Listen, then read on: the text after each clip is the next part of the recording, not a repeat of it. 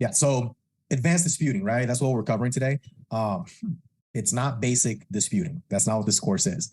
And that's double-sided, right? Meaning I'm not going to cover basic disputing stuff, right? Because if I sit here and I cover basic and advanced stuff, we're really going to be here all night. So this is more, I'm calling it advanced disputing just because of the extra nuances and knowledge and different pieces of information that we're going to be discussing that you normally wouldn't get in a basic disputing course, right?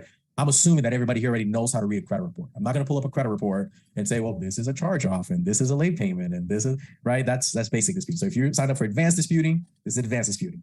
If you get this, then don't even worry about getting a basic disputing course because you're going to learn enough here to where you wouldn't need one. All you really know how to do is read a credit report. If you can read a credit report, this advanced disputing course is for you. All right. So we're going to cover dispute strategies. That's going to be the second half of the training. The first half of the training is going to be just knowledge, just how things work, like what makes the clock tick, right? That's what we're going to cover in the beginning. And then the second half, we're going to go into, well, here's how you dispute with the credit bureaus. Here's what you send to, a debt collector. Here's how you dispute a charge off. Those are the things that we're going to cover in the second half. All right. So where is everybody from? Is anybody here not in the United States right now? Anybody not in the US? All right, cool. Anybody in Southwest Florida? Okay, cool. I'm on the East Coast. I'm in West Palm Beach. So we just got a ton of rain and tornado warnings, but that was the worst of it. Just the warnings and the rain. We didn't get flooded. But our neighbors over here, 3 hours west of us, I'm gonna pray for them because they got devastated. I remember, I think it was 2004. I think it was Hurricane Wilma. I was like 14 years old, and the hurricane just like I saw cars on top of roofs of homes. Like it was bad, like water up to the chest, no power for like a month and a half. So I feel for those people. So I'm glad that we don't have anyone here from there. Where else I was gonna ask if anyone needed anything or if you guys were okay, but we're all good. So, all right, it doesn't look like anybody else is joining. Let me stop trying to fluff the bag and let's get started because we got a lot to cover. Before we begin, any questions? Anyone have any questions at all? Hey, can you hear me, Bruce? Yes. Hey, how's it going, man? Carlos from California. You're recording this also for us so we can also go back and kind of like revisit and refresh? Yes, sir. Yep, the awesome. recording. Thanks, brother. Yep, it's started, and depending how long the meeting goes, it'll take long for the recording to actually be ready from Zoom. So I can't promise that you guys will get it tonight, but I'll definitely send it out to everybody tomorrow. Okay? Thank you. Yeah, no problem. Let me see if I can share my screen.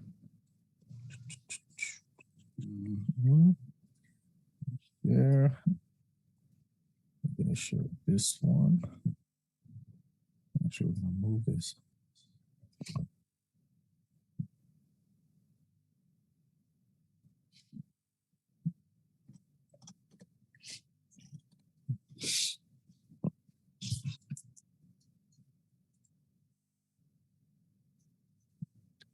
All right.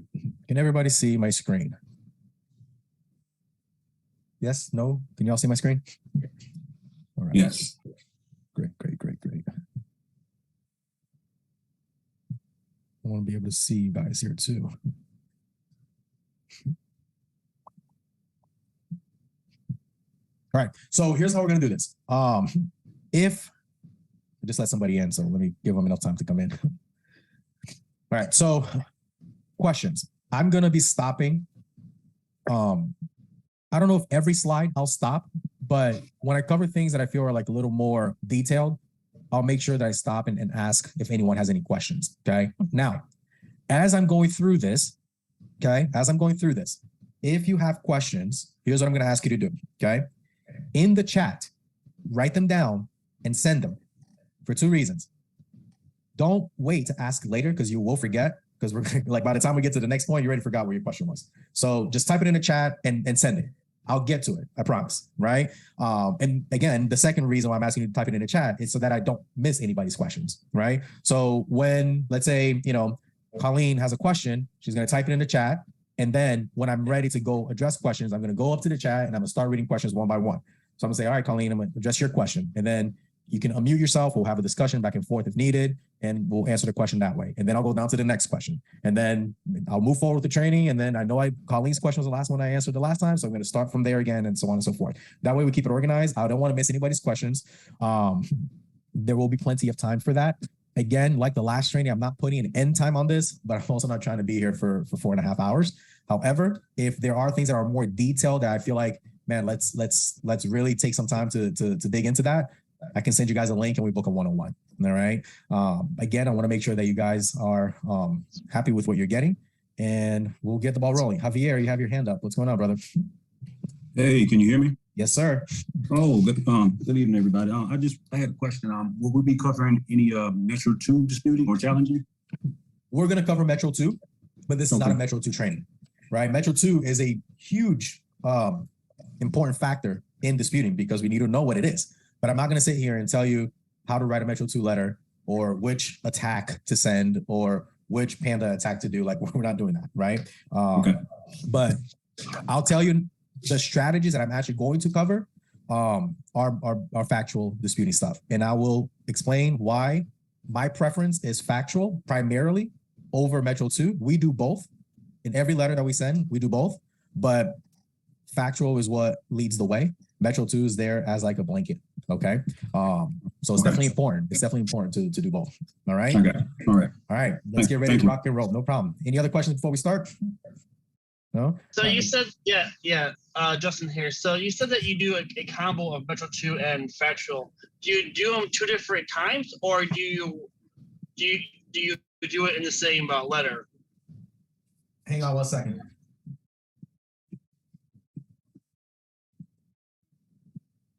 Just realized I didn't have my wireless headphones in trying to get a water. Same letter. Okay. All right. We're going to cover it. When we get to the letters, we'll cover it. All right. So let's get the ball rolling. Here we go. Before we get into any of this training, I'm going to make a disclaimer. And if you do not agree with this disclaimer, just let me know. We'll let you out. I'll refund you before I even continue this training. All right. Nothing in credit repair is guaranteed. Okay. We are going to learn a lot of strategies, none in which are going to guarantee to get any specific item removed. Okay. I'm not that guy. I'm not giving you a magic letter. I'm not giving you the keys to the kingdom. I'm not doing any of that. I'm going to teach you guys. I'm going to empower you with knowledge so that you can apply that knowledge to try to get better results, to obtain maximum results for your clients, not 100% results for your clients. All right. So don't expect that from me. Don't expect that from anyone, honestly. If somebody's telling you they can teach you how to get deletions every single time, run like the devil runs from the cross, because they're going to teach you something that's probably going to end you up in jail. All right. So that's the first disclaimer. Not gonna sit here and say that I know it all. I'm still learning like everybody, but I have 11 years in the business. When I sold my credit repair company, we had over 7,000 clients. So I don't know if you guys can fathom that, but it was wild, right? I loved it. But I got to the point where 7,000 clients was just a little bit too much. And I wanted to just kind of not deal with that anymore. So I started helping other CROs instead build their business, right? So I'm speaking from experience. I'm speaking from knowledge. I'm speaking from doing what you guys do on a daily basis. And although I don't own a credit repair company with 7,000 active clients today, I still process tens of thousands of dispute letters every single month through our outsourcing company. Okay. Literally tens of thousands of dispute. Like if you look at my postage bill, that's more than like the mortgage on $1 million home. I promise it's a lot, right? So I'm in the trenches every day. I'm not giving you information that I was using back in 2015 when I was operating my credit repair company. I'm giving you information as of September 30th, 2022, which is the date of this training, right? So none of this stuff that I'm telling you is, well, oh yeah, that used to work. It doesn't work anymore. No, it works. We process tens of thousands of disputes every single month. We have enough data to see what is working and what is not working. And that's what I'm using in this training to teach you guys. Nothing that I'm telling you here is something that I don't do. I do everything that we're about to cover, okay? And it works pretty well for us, all right? So those are the disclaimers. Can't guarantee the results, and I am doing this still on a daily basis, even though I don't have a credit repair company with 7,000 clients anymore. Still have a couple hundred clients, but not 7,000. Still doing this every day. So here's what we're gonna cover today. What credit repair is, Okay, that's important. What is credit repair? How and why credit repair works. We're going to go over a detailed explanation of the entire dispute process from beginning to end, meaning from the time that the letter goes into an envelope or a fax machine until a consumer receives a response. And we're going to cover what I believe to be the most effective and advanced dispute strategies to increase your knowledge and sharpen your tools. And we're going to review about 20 plus dispute letter templates that we use. All right. Quick thing about me, if we haven't met yet, my name is Bruce Palatano. I am the CEO of Credit Repair Junkies. Credit Repair Junkies is a resource center to credit repair business owners, where you can get the most trusted tools, trainings, and resources to start and scale your credit repair business. Like I said, I have a lot of experience in the industry. I was able to build something successful. So I made it my life mission to help others become successful as well through my products and services. I'm the author of Understanding Credit Repair and the World Around It. It's a very easy read. Like I wrote it for like a 5-year-old to explain to them how credit repair works, what it is, and everything that involves around it. Book is on Amazon. I believe it's like $3 or something like, I don't know how much it is. And I'm a member of Credit Repair Cloud's Millionaire Club. Although I sold my credit repair company back in 2018, I already started another one that earns over $1 million a year. So that's a little bit about me. Enough about me, because that's not why we're here. What is credit repair? So who would dare to answer my question? What is credit repair? Somebody unmute yourself and tell me. Not all at once. I'm going to pick on people. Come on, Tariq, tell me what credit repair is. So basically, on the client's behalf, you're basically disputing items using the law to see if you can get things removed. Great. I love that definition. Does anybody have anything else that you'd like to add or something different? No? All right. So what is credit repair? Credit repair, the way I defined it, is a process of improving someone's credit by attempting to remove inaccurate and or unlawful data from their credit reports. Okay? Why does it work? FCRA. Everybody knows the FCRA, right? Anybody here not know what the FCRA is? Raise your hand. Okay. It's a federal law enacted back in 1970, and it controls and dictates how data is reported on a credit report. The main focus of the FCRA, there's a lot of things that the FCRA states, but the main thing in the FCRA is that it demands that everything on the credit report be 100% accurate, 100% verifiable, and 100% timely. Any item that is in violation of the FCRA or other consumer protection laws must be removed. So when we are selling credit repair to our clients over the phone, I tell them about the FCRA. And I let them know that the only reason why my business even exists is because of this little old law that was enacted back in 1970 that tells these companies, the credit reporting agencies and the data furnishers, how they have to report the information. So how do they do it? It has to be 100% accurate, not 99%, 100% verifiable, 100% time. What does it mean to be 100% accurate? Well, every piece of data, right? Every piece of data that's on a credit report has to be 100% accurate. Meaning, if they're reporting the balance to be $200, then you bet your butt it better be $200, right? If they're reporting the date of last activity as November 2018, then it better be November 2018. So accurate. However, it doesn't stop there. Being 100% accurate is not enough. It also has to be 100% verifiable. Okay? Meaning, can they prove it? Right? Somebody answer this question. You are innocent until proven guilty. Guilty. So you're innocent until proven guilty. Is it accurate? Maybe, but can they prove it? Right? I've said this before, the glove didn't fit. You have to be able to prove it. Okay? And it has to be timely. Meaning, there is a allowed reporting period, right? That every account has to be able to remain on a credit report. What is that allowed reporting period? What is the statute of limitations for an item to be reported on a credit report? 7 years. 7 years. For every single item? No. What items are different? Inquiries and then How accounts. how long are inquiries? 2 years. 2 years. What else? Bankruptcies. How long are bankruptcies? Public record. 10 years. For which one? 7 or 13? 7. 7. What about a 13? That's 11 years. 5 years, 7 years, 10 years, 12 years. Who knows? A 13. Isn't it 7 years plus it reports for about 5 years after the charge, after the discharge? You got it. 7 years from the discharge date, right? So a chapter 13 can go up to, I believe, 5 years, right? So 12 years, extend a credit report. So it has to be timely, right? Now, what controls that clock? What controls the ticking of that clock? The data was discharged. No, for trade lines, for accounts. The 7-year clock. What triggers it? Date of last activity. No. The date of first delinquency. The date of first delinquency. Cool. So date of first delinquency. Here's what it is. It's the last time that an account was current, and then it defaulted, and then it never got caught up again. So for example, we are in September 2022. If I default in September 2022, that is my date of first delinquency. If I don't make a payment by October of 2029, this account has to be removed from my credit report.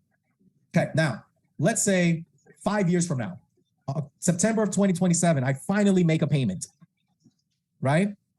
That means that in 2 years, in 2029, that account is going to be removed because my first delinquency was in 2022, correct? Correct. Wrong. Oh wait, no, you just restarted the clock, didn't you? Incorrect. Correct. So the date of first delinquency can be a little confusing, right? Because my first delinquency isn't the first time I was ever delinquent on the account. It's the last time that I was delinquent on an account and did not get caught up for at least 7 years. So in 2027, I made a payment. I went 5 years delinquent. I made a payment. And then now I'm caught up again. If I default in December of 2027, that now becomes my date of first delinquency, no longer September 2022. You guys with me? Or did I lose somebody? Right? So that's what ticks the clock, right? The date of first delinquency, which is the last time they made a payment on the account that you were current, you finally defaulted and never got caught back up again.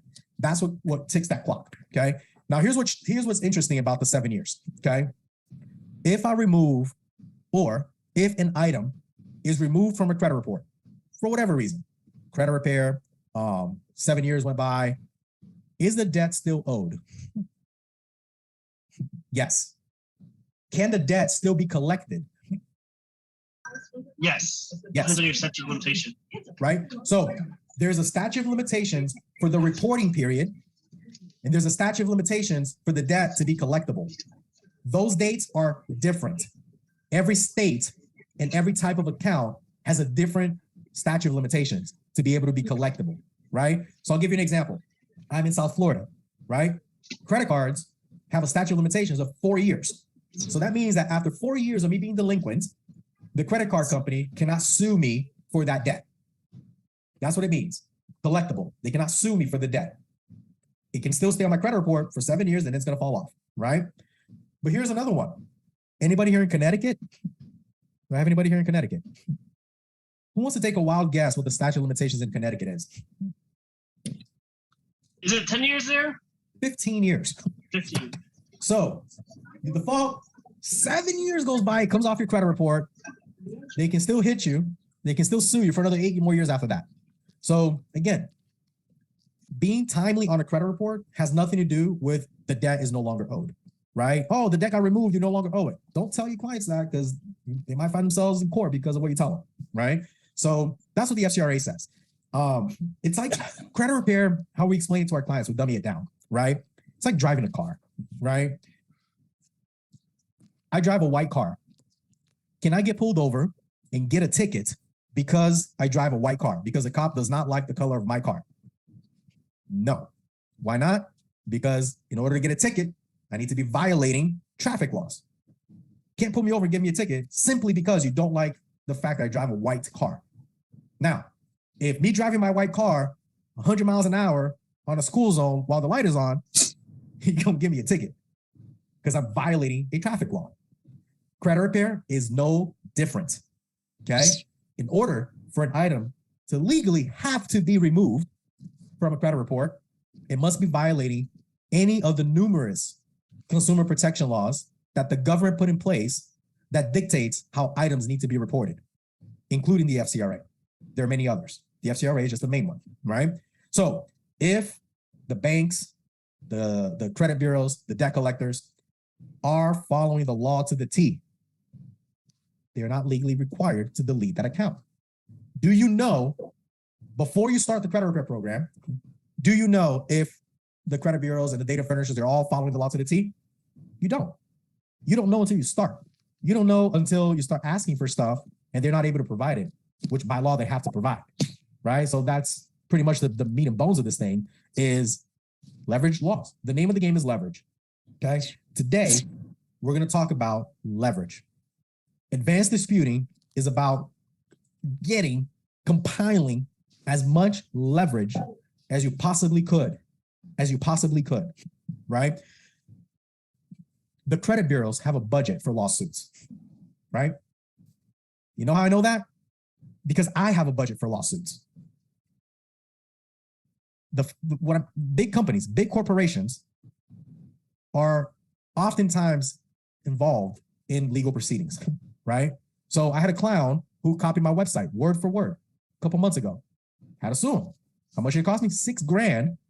$6,000 because somebody wanted to copy my website word for word, right? So I got the dirty end of the stick there, but now I don't got somebody copy my website word for word, right? A few months before that, I got sued because a blind person claimed to not be able to do business with me on my website because I wasn't ADA compliant.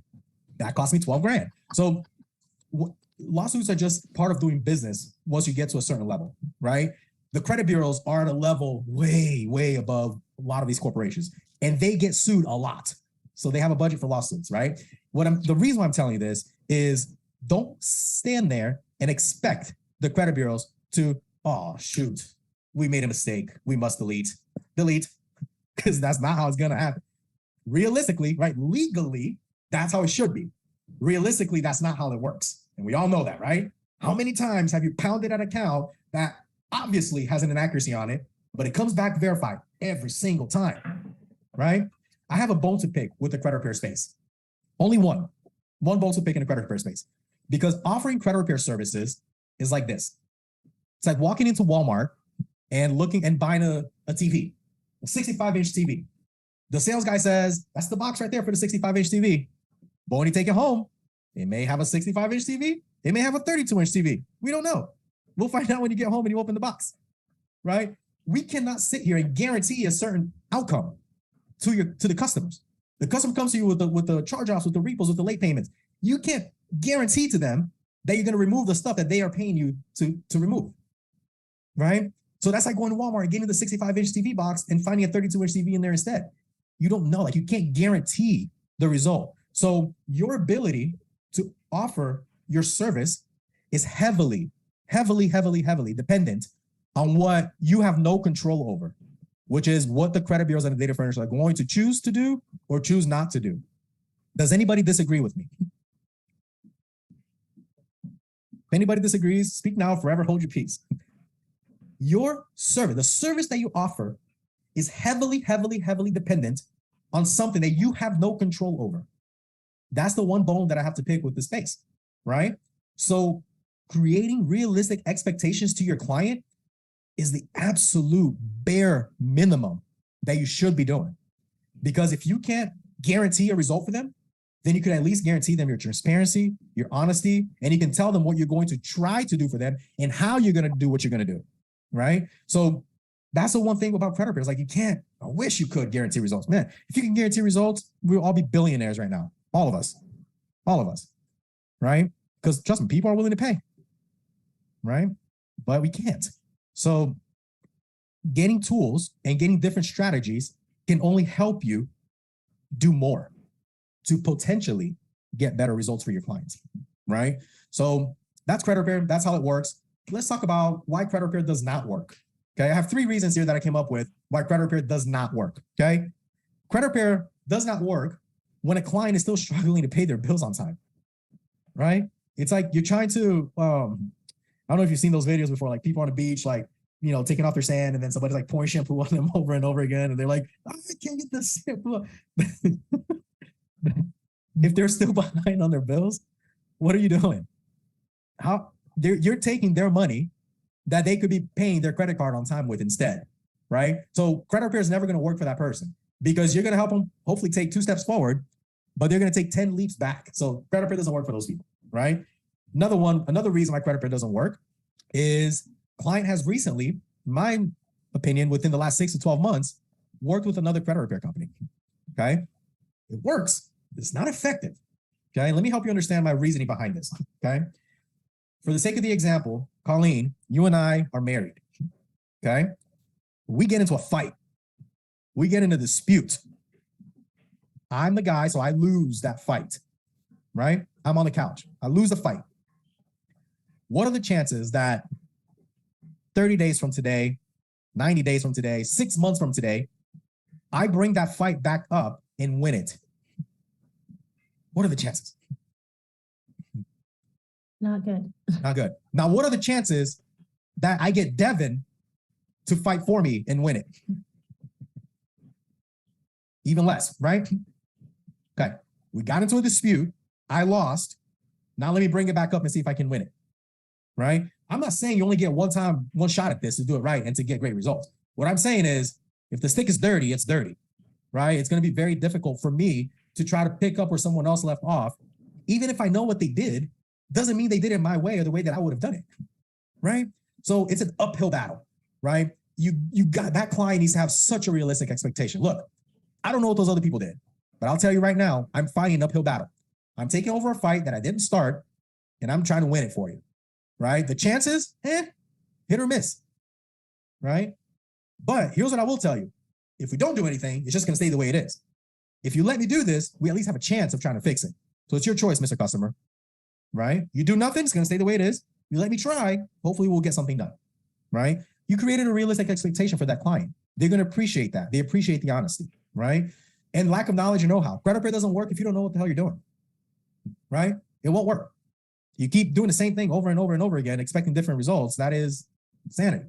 So you got to know what you were doing. Right? I used the analogy of the hammer last time. You know, the hammer has two sides on it. One that hits the nail in the wall, one that takes it out. If I try to take the nail out with the side that you hit it, it ain't going to work. You got to know how to use your tools. Right? So those are the top 3 reasons why credit repair does not work. Let's talk about the internal dispute process. Right? This is where I my personal opinion, when I put this training together, this is where I put the majority of my focus and time is in this section. If we can understand this section better, it will just help us in helping our clients, right? The rest of the stuff, the dispute letters, how to dispute, that's easy stuff. This stuff right here, I believe, is a game changer. Now, a lot of you guys may know some of this stuff already. You just need a reminder. And some of you just may not know, and you will learn something and it will be great. So what happens after you mail the dispute letters? Okay. You print out the letters, put them in the mailbox, your client's mailbox, doesn't matter. It's in the USPS, it's in the Postal Service, or you fax it over, right? You sent it to the bureaus. You did not dispute online. Why don't you dispute online? You forfeit your rights. What rights? Basically like signing over any rights that gives them authority to check your information or anything like that, basically. When you dispute online, you waive the right to sue the credit bureaus. Mm. You're smart, huh? Let's give all these people an easy way to do it online in the 21st century, right? You don't have to waste mail and letters and stamps like it's the 1970s anymore. But you give up your rights to sue the bureaus. You also allow the bureaus to get away with more things. For example, reinsertion. If something is removed from the credit report, the credit bureaus must notify you 5 days prior to putting the item back on. But if you dispute online, they don't have to. They can just take it off and they can put it right back on. And they don't have to tell you, right? So those are some reasons why you don't want to dispute online. Personal identifiers, I'm okay with disputing online. Right? Names, addresses, employees, whatever. But I would never dispute a trade line online. I wouldn't, all right? So what happens after you dispute send out the letters? Here's what happens. Letters are created, software, handwritten, manually typed. Create the letters, right? With your daughter's crayons, don't matter.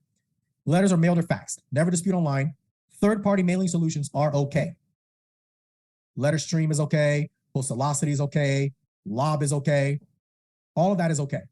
It will not, I promise you. Again, we do, on a bad month, 30,000 dispute letters on a bad month, okay? I'm telling you, sending letters through letter stream, lob, postalocity, it's okay. They're going to investigate them, just like all the other ones, okay? If you want to be super picky, though, have your clients mail their own letters. Because if you're not willing to use letter stream or a lob or a whatever other postalocity, and you're mailing them from your city, from your postmark, and not the client's, then you're technically doing the same thing that you don't want to happen when you use LetterStream, Postalocity, Lob, or whatever. Okay. So from my experience, and I've tested it. Okay. I've had half of my clients for 6 months disputed in-house, meaning I had 18-year-olds who just got out of high school folding stuff in envelopes and doing all that stuff. And other half of my customers through LetterStream. Okay. And you know what I found out? The same thing. There wasn't much better results on one group of people than there were in another group of people. So for me, with my experience of tens of thousands of disputes per month, I will tell you that for me, no difference. If there's a huge difference for you, I'd love to know why, because I can't wrap my mind around it, right? So should you send certified? Here's what certified does. Okay, again, this is my experience. Certified just proves that an envelope was delivered to the address that you wanted it to be delivered to. That's all it does. Certified does not prove that there was even anything inside that envelope, right? Nothing in there. You could have sent a certified envelope to Experian and then you got a certified ticket. Great. It doesn't say that there was anything in there. And another reason is because envelopes are delivered to the credit bureaus in bins, packed full of them. Packed. Okay? No one in the post office or the little guy in the mail van, the mail truck, he's not separating, oh, this one has a green thing on it, this one doesn't, this one does, this one doesn't. Thousands of them a day. Okay? What I'm telling you here, this information I'm about to tell you, came from the mouth of someone who worked at TransUnion for 25 years processing disputes. So coming from someone that worked there for 25 years processing disputes. She said, Bruce, we would get bins, tons of them, full of envelopes. Okay? And then we would stamp the certified ones, stamp the return receipt ones, the mailman will go away, and we will take those bins and bins and bins of envelopes and dump them on a conveyor belt that will then slice them open. That's how it works. At least at TransUnion, right? So if I'm wasting, my opinion, wasting $5 or $4 or whatever it is that certified mail costs nowadays, just so I can have some proof that it got delivered to an address that I already know exists and is going to get delivered to anyway, I'll save my coins. You can prove that you sent it out, but what good is that really going to do? If I have a copy of the letter and then I have a certified receipt, what proof is it that that letter was what was inside that envelope? There is none, right? So in my opinion, it is unnecessary, okay? Colleen's asking, when did I do the test? The test was from March of 2021 through September of 2021. It was a 6-month test. And the reason why I know that is because 3 months later, I gave up my office. In January of this year, I was like, I don't need an office. I have a $20,000 printer that I used to print and fold the paper. So all they were doing was taking the folded paper, stuffing it in an envelope, and then putting a little stamp on it. So I was like, I don't need that. Give up the office, save the overhead, $4 grand a month. Don't need it, right? That's how confident I was in that process.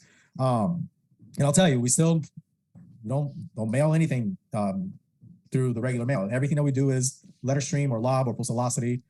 It just works better. It works the same way. It's just more efficient, more effective. I'm all about automating. In my automation trainings, I talk about you automate before you delegate, right? So if I cannot automate it, then I'll delegate it.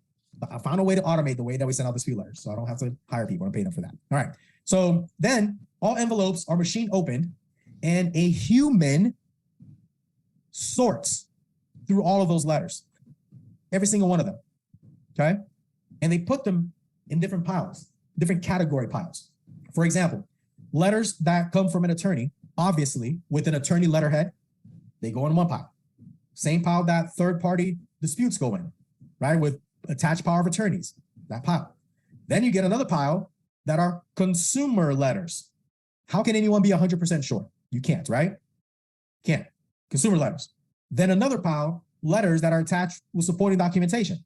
So letters that come with a whole bunch of supporting documents, right? The famous 20-page long Metro 2 letters, I believe they go there. Because nobody sends a dispute letter that's 20 pages long without supporting documentation. So when those humans are sorting through and they get a little pack like this from one consumer for one dispute, oh yeah, some supporting documentation there.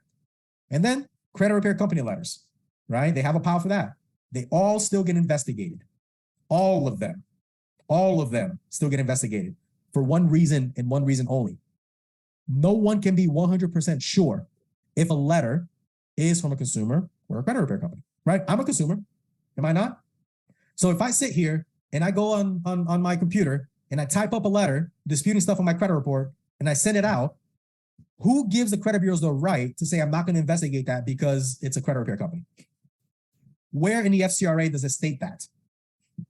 It doesn't, right? So for this reason, all letters get processed. All of them. Don't matter what pile they're in, they all get processed. They all get scanned into eOscar, right? eOscar is a cool guy. That guy Oscar. A lot of people think they know him, but in reality, they know nothing about him. They use his name like it's something that they're super familiar with, but in reality, they don't really know eOscar. They don't know my guy Oscar.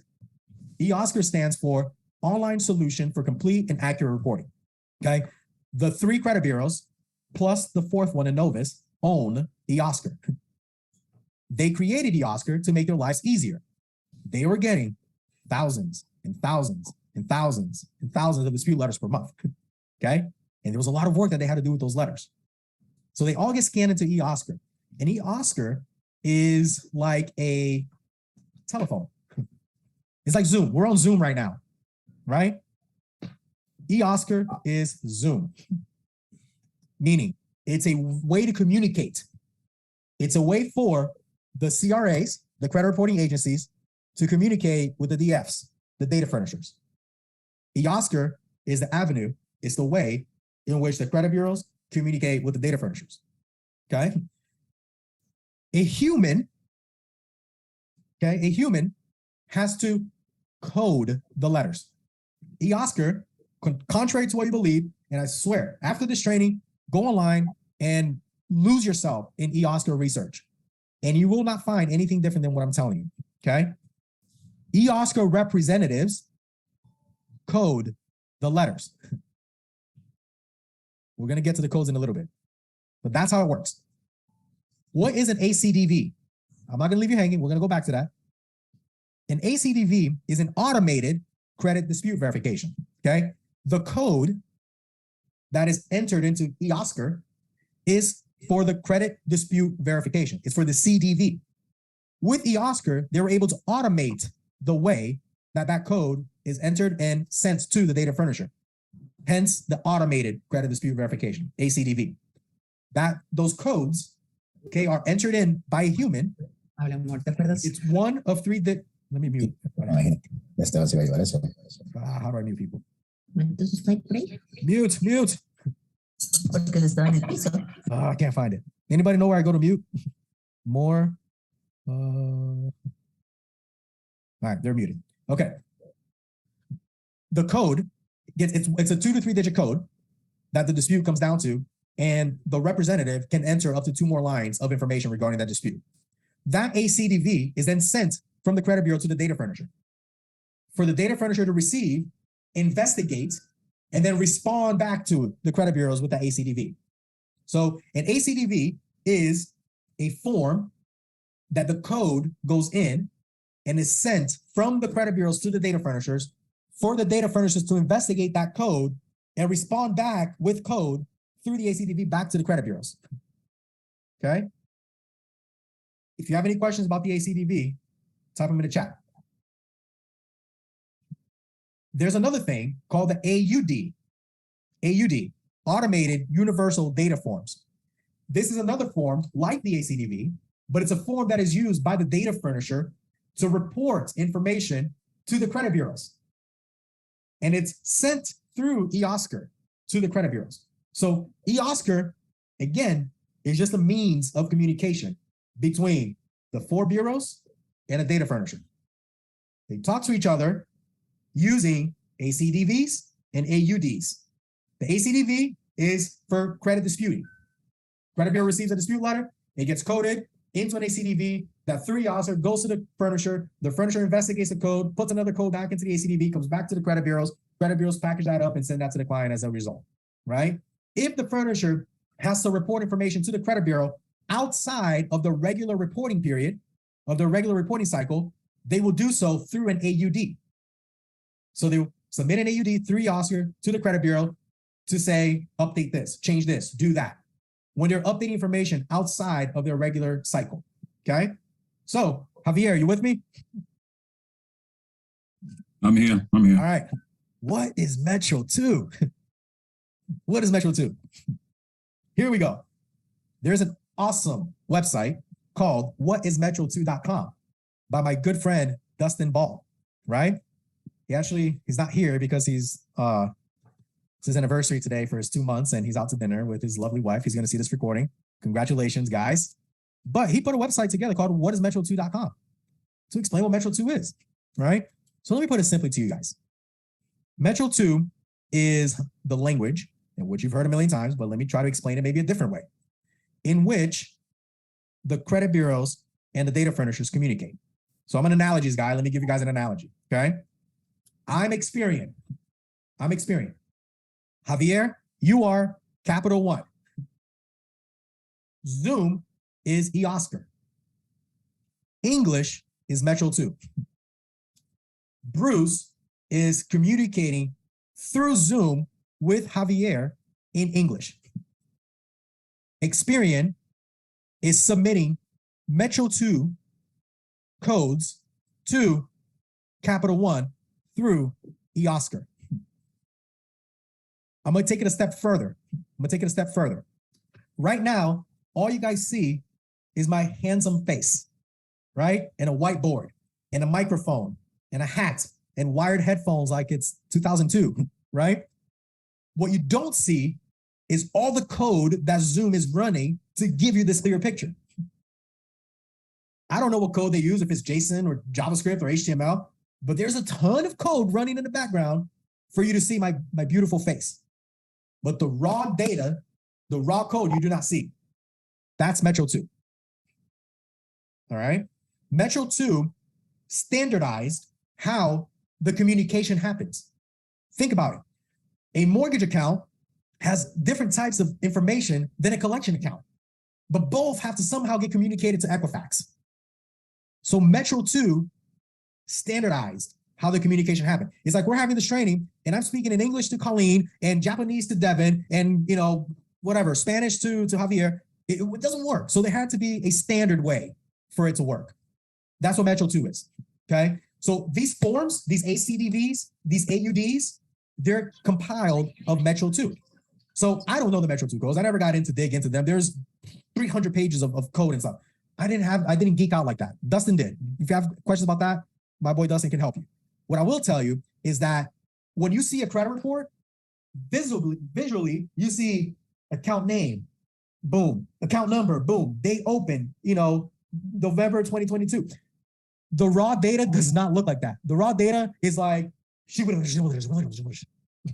just code. It's H3 equals 25 and P period. It's crazy stuff like that. But what you see is the beautiful face. You guys with me? That's what Metro 2 is. Now, because it's standardized, meaning it made the way that it needs to happen, there's a possibility that they don't do it that way, right? So that's where Metro 2 compliance challenges come from. They're challenging if the data points are being reported with the right code accurately. Consequently, if I'm using that word right, if the code is wrong, then so is the data. If the code is wrong, then so is the data. And if the data is wrong, then it can be factually disputed. If the code is right, the data may or may not be right. I use the right code. Is the data still right or wrong? So Metro 2 challenges are a great blanket. Factual disputes are a great blanket. Choose your primary way of disputing. Use a 20-page long Metro 2 disputes, but put some factual stuff in there. It won't hurt you. I did it. I tried it. I tested it, right? And what I found out is that I quadrupled my postage cost, but I didn't quadruple the quality of my results. Wasn't worth it for me. So I stick to primarily factual, but I do put some lines of challenges for Metro 2 in there. What I don't do is put a screenshot of every single trade line from a third-party credit report, i.e. Identity IQ, Smart Credit, My Free Score Now, and try to use that as leverage with some made up codes on there in red and yellow to try to trick the system, because that's not how it works. A human is reading the letters, trying to code the letters into eOscar. Okay. They have 1 minute. Again, this is information that I got from the mouth of somebody who worked for 25 years managing the employees who did this in Costa Rica, in India, in California. They have to code, they have 1 minute to code that letter. If they don't code that letter in 1 minute, it cycles back through the system and then goes to somebody else. So they have to code the letters. They're not interested in what the body of the letter says. They're not. They're trained to look at one thing and one thing only, the section of items being disputed. Some of these people barely speak any English. They're trained to look at the dispute items only. I'm gonna tell you a story, a true story, my God, a true story of something that I tried 8 years ago. I used to believe there was a magic letter. So this is how this letter gets everything done. It's magic, what it says. I used to believe that until I started hearing that letters, why do all these letters work? Some of them don't work. Some of them work. Why are some magical and some not? Something's going on here. So a good friend of mine told me, Bruce, the stuff that's on the letters, it doesn't matter. The only thing that matters is the items being disputed, because that's the only thing that's getting coded. I was like, huh, that makes some sense, but I got to try it on my own. So I signed up a client who luckily had like 80, I think it was 82 or 84 negative items on her credit report. I remember her name. I'm not going to say it, but I remember her name. And I promise you, I did this. I wrote a letter that said, Dear Equifax. And Equifax at that day, they were hard. They did not roll with the punches. They were hard to get things removed from. So I went to the harder bureau. I didn't go to TransUnion, who drops their pants to anybody. I went to Equifax. And I said, Dear Equifax, I do not like unicorns because they're not real. I hate the color pink. My favorite color is red. And then I inserted account name, account number, dispute reason, dispute instruction, all the 80-something accounts. And then I signed a letter. Thanks, client's name. Sent it off. Got like 20-something deletions in that round. Tell me how. From that day on, I changed my whole approach to credit repair. I'm not telling you that the body of the letter doesn't matter. It does matter, but not for what you think. The body of the letter does not matter in the effectiveness of getting the bureaus to process the investigation and your disputes. It matters because when you file a CFPB complaint, you don't want a letter talking about unicorns. When you refer the client to an attorney, you don't want to go to court with a letter that's talking about unicorns. So the composition of the letter, the body of the letter needs to carry some strength, but not for the sake of the items being investigated. It's for the sake of when you file a complaint, you have a slam dunk complaint. Remember, the name of the game in credit repair is leverage. If you can build up enough leverage, you'll probably be successful. It's what you do with the leverage that matters, right? So any questions with any of this stuff? Let me pull up the questions. Where'd it go? You'd think I'm tech savvy, but I'm really not. Where's my chat thing? Chat. There we go. All right. Do you think each round, we should be disputing each round with LexisNexis and Innovis? When we start talking about the dispute letters, I'll explain. My answer is no, but you can. It doesn't hurt to. Can only help. I'm not going to say, don't do it, ever. Do it. If it works for you, do it. Here's the thing, guys. What works for me may not work for everybody. What works for 5 of y'all may not work for the other 7 of y'all. If it works for you, keep doing it. If it ain't broke, don't fix it. This is adding tools to your tool belt, not replacing the tools that you have. If your tool is working, you're not going to go out and buy a new one. Keep using it, right? It's what we don't see during factual disputing, underlying stuff. You talking about the Metro 2 stuff, Dev? Yeah. And here's another thing, right? Would average John Doe consumer do compliance challenges? The average John Doe, your client, if they said, I'm just going to try to do this myself, would they be sending Metro 2 challenges, compliance challenges, whatever they're called? They wouldn't.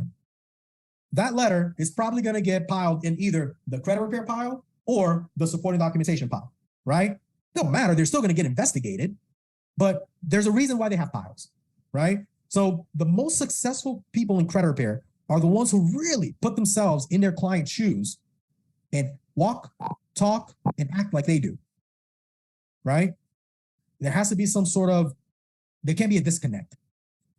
Same reason why people ask, well, I took this course that, this 14-day challenge where I learned you only do 5 items at a time at most. Don't do more than 5 items, right? My opinion on that is screw you. I'm pay per delete. If I can get 20 of these mother things removed, I'm going to get 20 of these mother things removed. It is not going to get marked as frivolous because of that. The reason why disputes get marked frivolous is not because you're disputing 20 items. It's because your supporting documentation isn't right. Your proof of address is illegible. That's why, right? Or bad luck, right? Stall tactic. We're busy, stall tactic, right? That's why. An average consumer, if I'm an average consumer, my average client who pays me money to fix their credit, if they were doing it themselves, and they look at a copy of their credit report and they see 17 things on there, they're like, what? What is this? I don't remember this. I don't recognize that. I don't think that's right. Well, yeah, I can write a letter to these people and tell them about it. Oh man, I should probably list 3 to 5 of them though. I don't think I can list all 17. That's not how the consumer thinks. The consumer's gonna be like, hell no, all these things are wrong and I need these fixed. 1, 2, 3, 4, 5, 6, 7, 8, 9, 10, 11, they list them all. So again, help it make sense. Give me the argument from the other side that makes it make more sense than what I just said. Again, I could be wrong. I could be 100% wrong because you don't know what you don't know, right? But this, I feel like from my experience, I kind of know because I don't have these issues, right? So letter goes to the furnisher. The furnisher receives the ACDV from the credit bureau and performs an investigation. One of 29 codes goes to the furnisher. So in eOscar, the eOscar representative, that's actually their job title, eOscar representative. Look it up. All right. So you don't think, oh, eOscar is an automated system. Let's trick eOscar. No, it's a human. Okay. The eOscar representative codes one of 29 different codes to that dispute. Okay. And there's like top 5 that they use more commonly, like 60, 70% of the time. Right. But the problem with that is that consumer disputes can get so specific that how do you know which code of the 29 codes you should really use? Assuming that the person that's quoting the letters really knows the right code to be using, right? So I gave you 3 examples here. 001 is a code that when you dispute something that they seem to understand as being, oh, they're saying that this is not their account. So they coded 001. So when you say that not mine as a dispute reason and instruction, you're lying your butt off, right? That's 001. Then 002 belongs to another individual with the same or similar name. 008, late due to change of address. So they have all these codes that they're going to apply. One of 29 codes that they're going to apply. And they have 2 lines that they can add stuff in there. That stuff in the ACDV, 3 Oscar goes to the data furnisher. The data furnisher responds to the ACDV with one of 5 codes. 01, verified, meaning account information is accurate as of date reported. So that's how you get the verified. If the furnisher responds 02, it means modified account information is indicated. You ever gotten an updated response? 02, right? You know when you get the letter from Experian and it says updated, right? 02.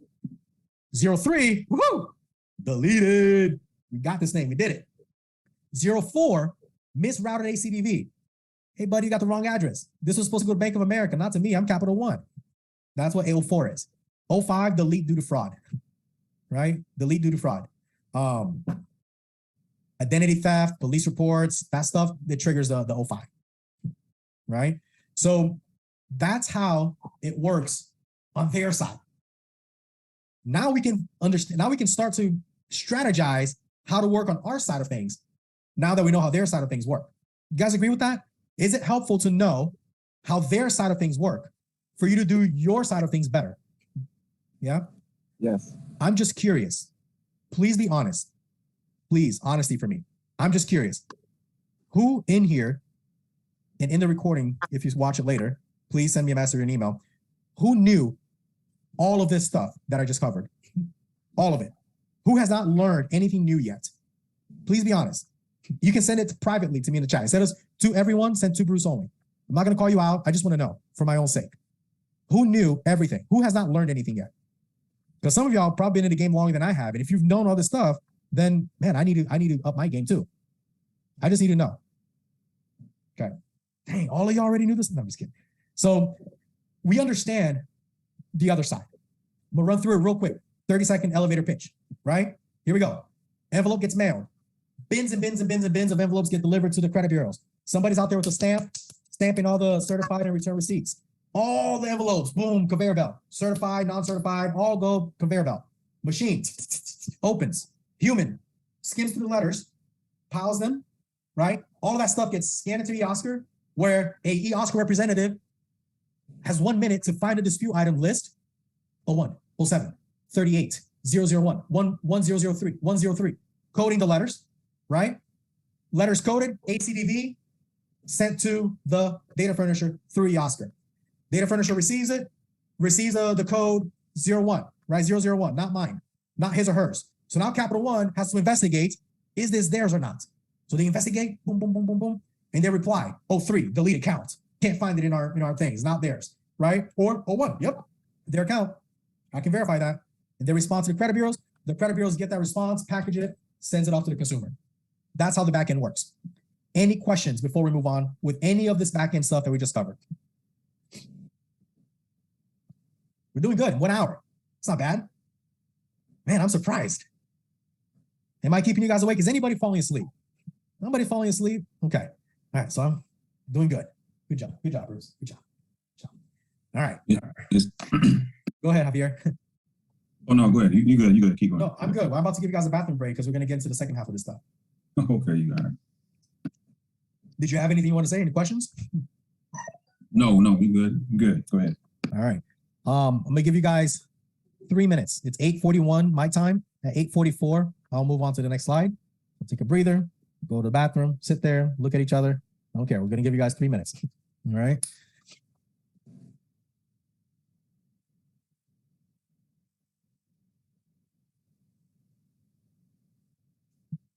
Wish I could see more of you guys interact a little better. See many headshots. See more of you guys interact a little better. See many headshots.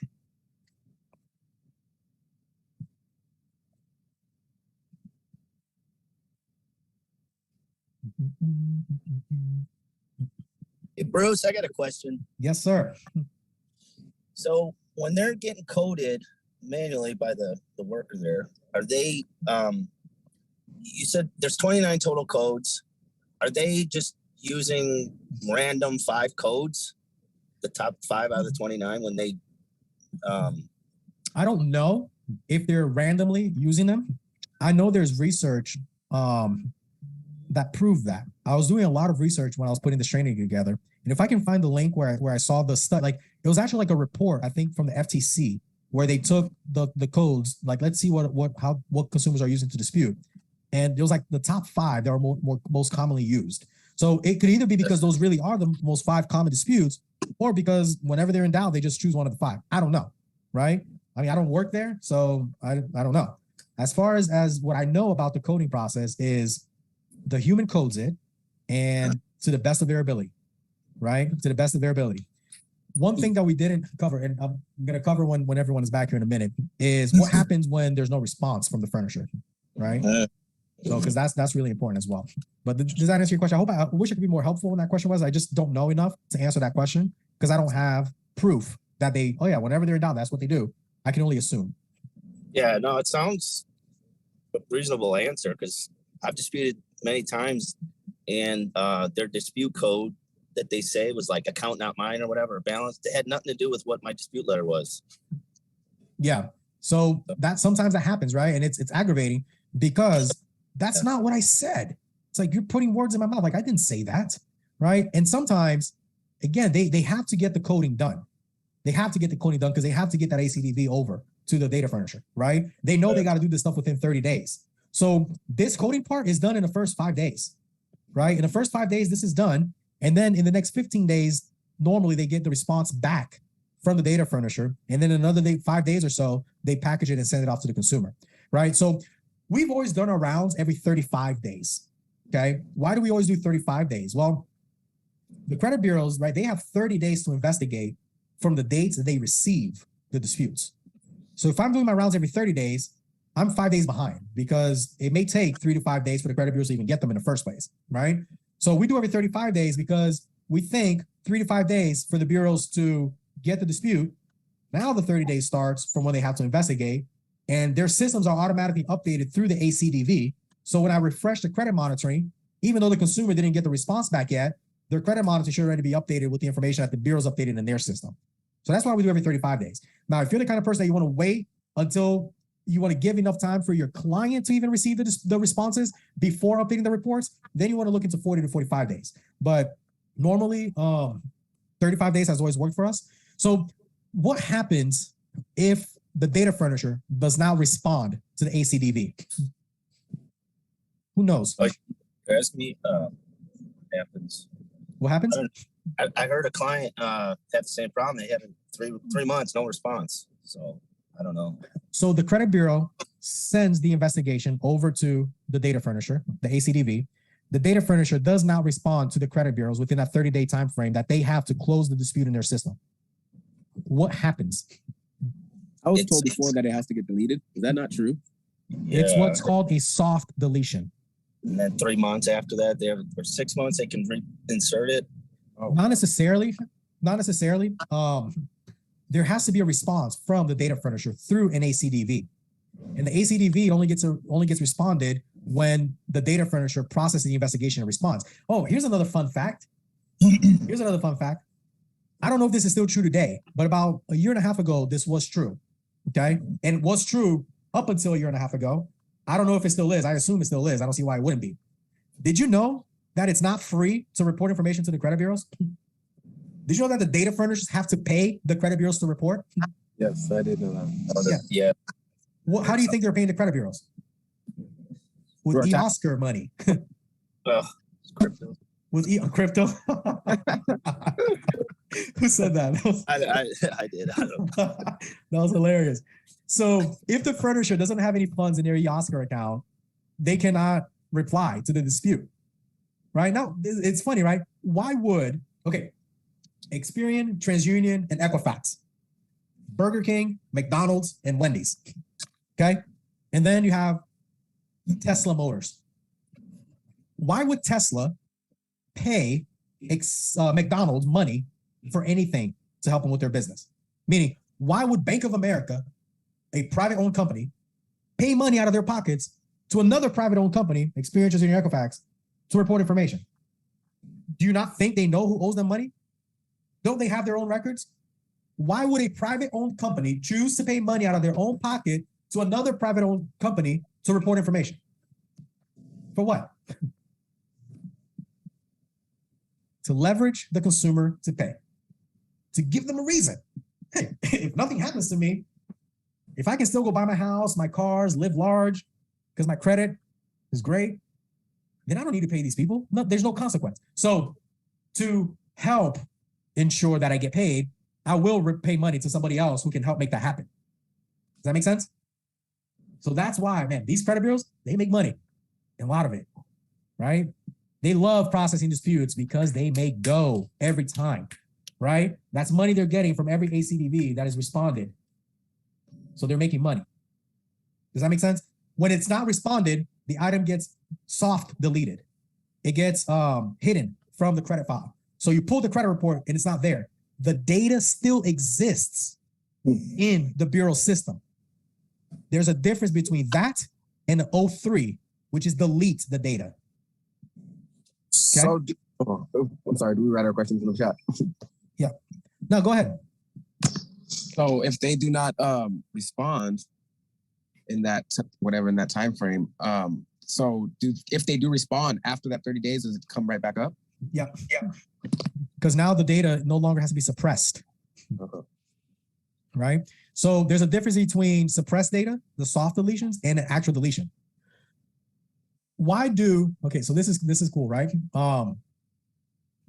Why is it that oftentimes people with the same or similar name, like Bruce Sr. and Bruce Jr., have mixed files?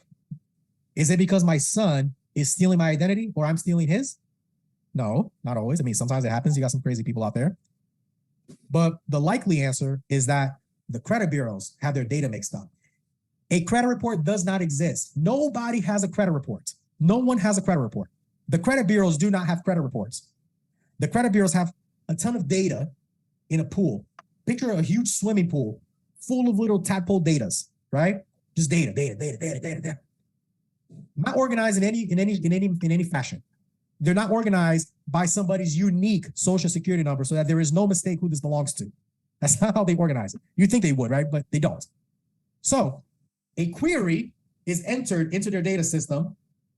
Bank of America goes to pull somebody's credit report. And they type in first name John, last name Doe, address 123 Main Street, date of birth, January 27, 1990. Submit. Any data that the credit bureau has in their data pool that they believe match that query that they just received, they slap on a file called the credit report and they give it to Bank of America. That's how it works. So father and son get mixed files because they have the same name. They've lived in the same address, right? Multiple pieces of data match. So the credit's like, oh, yeah, the same person. Here you go. That's how that happens. I have been able to get a copy of my credit report without providing my date of birth. I have been able to do so without providing my social security number, just because there's enough data being submitted in the query to where they can say, oh yeah, this data belongs to this person. Here it is on a report. So it's a wild, wild west out there. They don't have any sort of organizational patterns to this stuff, right? So it makes your job a little bit harder, because if you at least had like a standard way, like this is how they organize the data, maybe you can like find a way to hack the system or something, right? Like create a different strategy, but they don't. Just a ton of data floating around, right? Do credit reports have credit scores? Like, do the credit bureaus have credit scores? No. Does anybody have a credit score? No, nobody has a credit score unless one is requested. So it's not like I step on a scale and have a weight of 180 pounds. That's just what I have. It's what I have to work with. I can either gain weight if I eat a lot, or I can lose weight if I start exercising. And I'm working with my weight. That's not how it works with credit scores. Credit scores are calculated by third-party companies like FICO, like Vantage, right? Who have a proprietary formula that takes the data that the credit bureaus have, inputs it into their formula, which then spits out a credit score, right? So if there's any variation to the data, there's going to be a variation to the credit score. And one only exists when one is requested. Right now, I don't have a credit score unless I go and I request one. It's not something that just exists. It exists only when one is requested. And the only way that credit score changes is if the data is influenced. I was gonna say manipulated, but that's a bad word. Data is influenced, right? Caught myself earlier in that one. Remember the very, very beginning of the training, I said data, because that's all they have is data. Now we're gonna get into the disputing stuff. Any questions about this, about the back end? Let me check the chat. Already got the price of this, back plus more. Thank you, appreciate that. More money for the name confusion. Yeah, the data, more data they have, more things they have to sell, right? That's 100% right, Javier. You got that on the head. All right, let's get into this stuff now. Here's the exact dispute process. What should you dispute? How should you dispute it? Who should you dispute it with? This is what we're going to cover, all right? First, personal information should be disputed with the credit bureaus. By removing incorrect old personal information from your credit reports, such as incorrect variations of your name and old addresses, you increase the chances of having items deleted. Why? Who can answer that for me?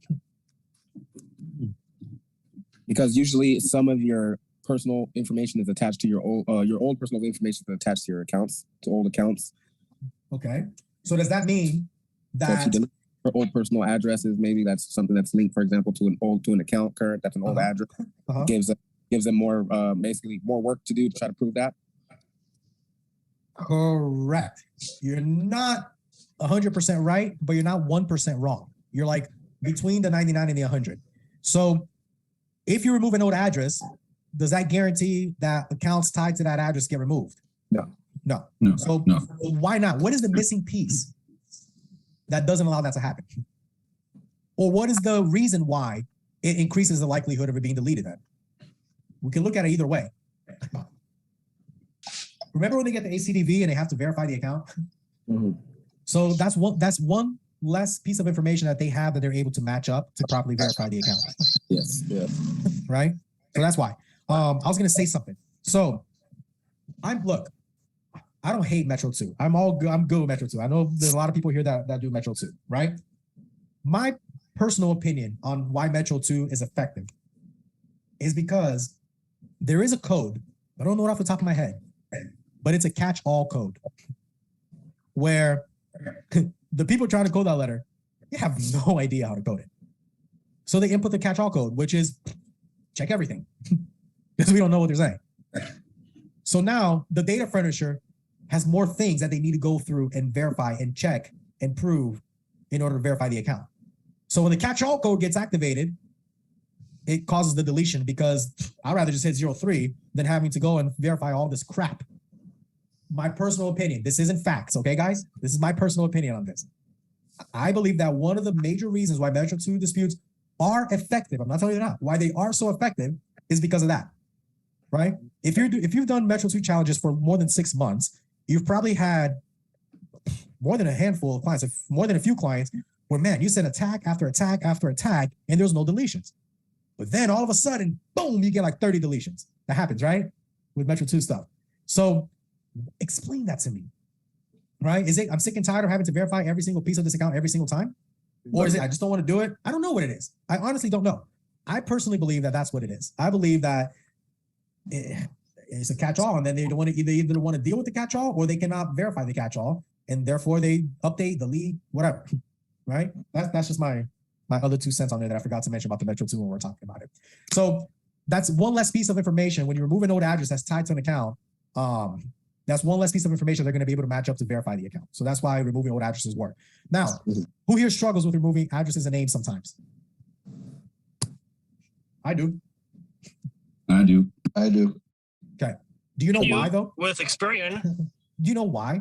Why is it that it should be so simple, so easy, right? Like, why is it that it's clearly old address, my driver's license is there. You delete this one, but you don't delete that one, right? If any of the incorrect addresses is removed, but not all of them are removed, there's no logic behind that, right? If there's 3 wrong addresses on there and only one of them is removed and not the other 2, what is the logic for the one that was removed to be removed if the other 2 are still on there? They didn't take the time to do it. Maybe. Let me give you the more likely reason. Any open trade line on the credit report that is still linked to one of those old addresses will not be removed. Meaning, I used to live at 123 Main Street 3 years ago. I now live at 789 SpongeBob Lane. Okay, so I'm disputing the 123 Main Street, but my Capital One card that's sitting in my drawer that I just connected on my Amazon account for whatever reason still has that 123 Main Street address on it. It's a positive account. Until all my creditors, all the data furnishers on my credit reports that are open have my new address, those addresses that are old that are still tied to them are not going to be removed from the credit report. They cannot be removed from the credit report. The way that you can test this is call the credit bureaus and dispute an address, and they tell you, I cannot remove that. And you ask them why, and they're going to tell you, because it's tied to your Capital One account, silly. They'll tell you that. So it's an uphill battle, right? And then, Mr. Consumer, make sure you call every single one of your creditors and you update your address with them so that I can get every single one of your old addresses removed. Do it. It could be part of your, the task list. Here's your to-dos, Mr. Customer. First thing you need to do is you need to call every single one of your credit card companies, every single one of your creditors, and make sure that the address that they have on file for you is the only address that you even want on your credit report, which is the one that's on your ID. Any creditor that does not have your address that's on your ID, make sure they update that in their files. Then you wait 30 to 45 days, which is a reporting cycle, right? And then you dispute the address and it'll probably come off. So that's the reason why sometimes old addresses don't get removed, because they're still tied to an account somewhere. And you won't know which one it is. You won't, right? I'm going to say this now because I don't want to forget, and it has nothing to do with what we're talking about now, but I feel like I will forget later. When you use leverage, right? Let's talk about factual dispute, because that's what we're going to talk about next. Right after inquiries, we're going to talk about factual disputes. How do you factually dispute? Right, real quick. Factually dispute. Somebody explain it to me. Anybody? All right, I'll explain it. Okay. Factual disputes is trying to. Oh no, somebody go ahead. Somebody was about to talk. Go ahead. You're looking for the errors on a client's credit report. Any incorrect, inaccurate error information that's on the report. And how do you identify something to be inaccurate? What are you using as a base? Makes sense. Does it make sense depending on the type of account it is? Like a collection account by a third party, the way that they're reporting the balance or something like that, just depends on the account, I guess. Okay. That's 100% correct. What about comparing data between bureaus? And that as well, yes. Pull up the 3B report and compare all 3. Let me ask you a question. All of y'all. I'm going to go to McDonald's and complain about Burger King's fries. Bro, those fries? Yeah. But I'm at McDonald's complaining about Burger King's fries. That's what happens when you are saying, "Whoa, TransUnion is reporting this, Equifax. Why are you reporting something different?" Burger King, McDonald's, and Wendy's, right? I'm not saying it's wrong to do that. Do it. That is one of the ways to factually dispute. A better way is what Carlos said at first. Look at the trade line itself, and if there's anything in my own box that I can use that, right? But sometimes there isn't, and that's where you go to the other bureaus and you try to compare, right? Well, what happens when a trade line is only reporting on one credit bureau, not the other two? What do you do, right? So, sorry, I muted them. Factually disputing is good. You should do that because you're trying to prove a point. You want something that is factually disputed to come back verified. Like you want that. You're hoping for that. That's what you want. Don't get discouraged when it gets verified. That's a win in my book, right? I mean, a better win is deleted, right? But verified, yes. Yes. I get excited about that because where does Equifax, so Equifax is reporting a $200 balance, TransUnion is reporting a $250 balance. Where did Equifax get the $200 from? Where? From the data furnisher. Data furnisher. Where did TransUnion get $250 from? Data furniture. Data Data furnisher. furnisher, right? Both of these come back verified. It's like, what? Who verified it? Who verified it? The credit bureaus and the data furnishers. It's not just the data furnisher because the credit bureaus have the responsibility of following the FCRA. It is their responsibility to report accurate information. If they're getting that information and it's inaccurate, they can't just say, well, that's what they told me to do. It's their responsibility to report accurate information. So when something goes back verified, I'm like, oh yeah, this is about to get good. Because I'm setting myself up for a slam dunk, right? We're gonna get there. So I just wanted to mention that now because I don't want to forget to not mention it a little bit later, right? Factual disputes are great because it's like an alley-oop, right? It's like an alley-oop. Let's talk about inquiries real quick. Inquiries should be disputed with the credit bureaus and data furnishers. My opinion on inquiries. Again, this is my training, so I can have my opinions. I don't care about them. Don't care about inquiries. I try to convince every single one of my clients to not care about them either, right? Here's why. Let me make my case. They don't matter. Unless they don't matter, ever. Unless you're like, man, I gotta have that Chase Sapphire credit card, and Chase will not approve me for that credit card that I really, really want because I have more than 5 inquiries on my credit report. Unless that's the reason, it's a good enough reason for you to try to dispute the inquiries, I wouldn't do it, right? Because you get denied for having too many inquiries in your file within the last whatever number of months, right? So here's why.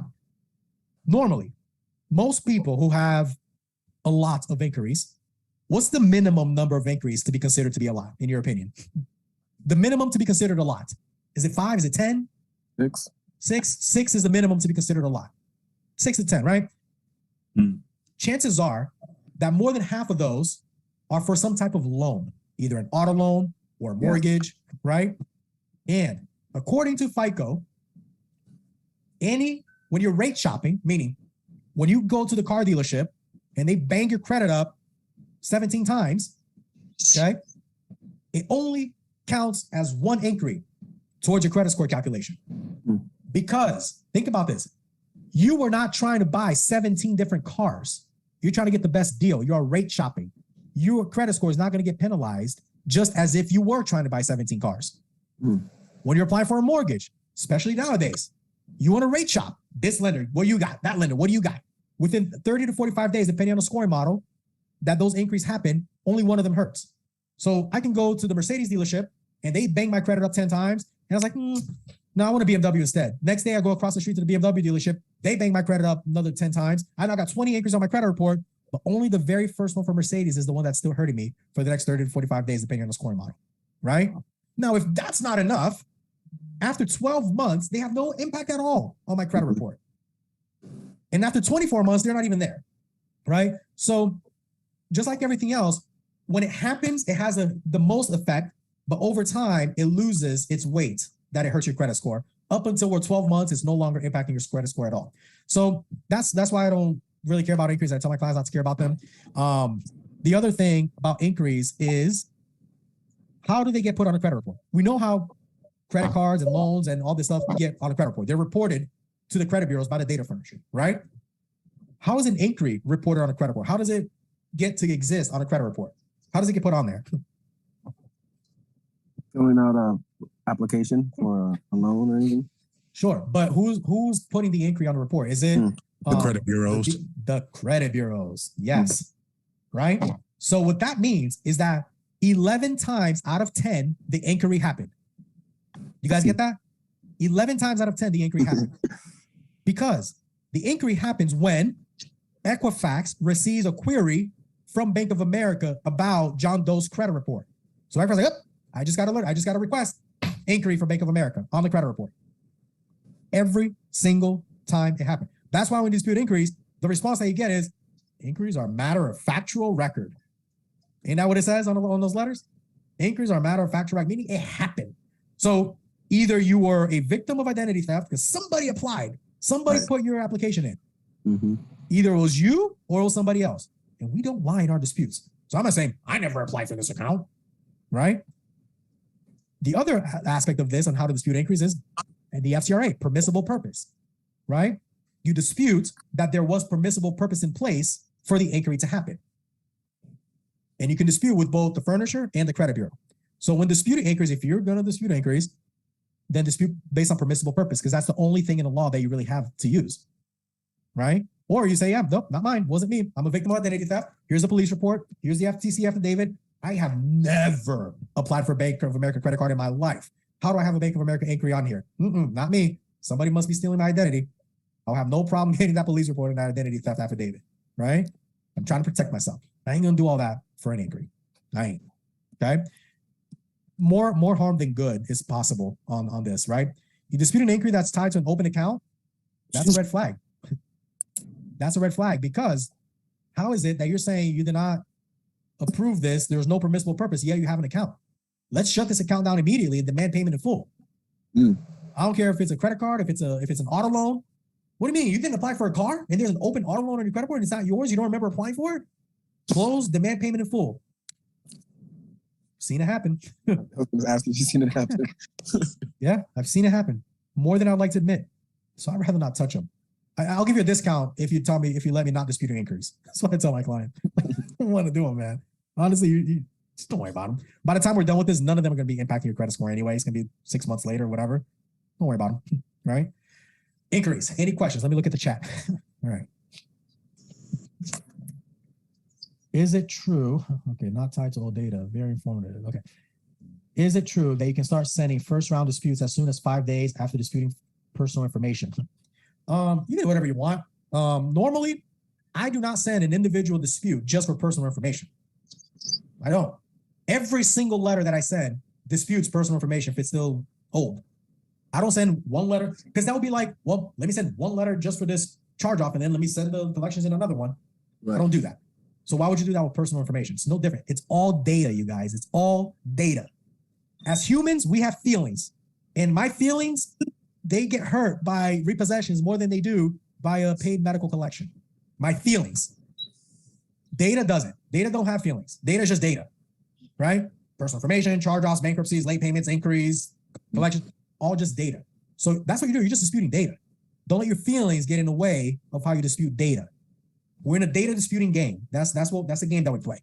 So there's no reason for you to spend an extra envelope, extra postage, extra paper, just for, oh, I want this data to be investigated separately because it's personal information. It's so important. No, put it all in one letter. They're all going to get investigated, right? If it gets deleted this round and the account that's tied to it doesn't, who knows? Maybe next round that the personal information is no longer there, it may get deleted. We don't know, right? But there's no reason really. Like there's no reason, no justification to it. In my opinion, you can get somebody else that always disputes personal information first, waits 5 days, and then sends everything else and gets great results. Keep doing it. Keep doing it. But if you haven't tested yet the difference between doing it and not doing it and compared the difference in results, then you will never know, right? In my test, it didn't do any difference. If anything, the account that was going to come off in round 1 just came off in round 2. Or who knows? You don't know if the data gets deleted before the furnisher receives the ACDV and gets time to investigate it, then great, there you go.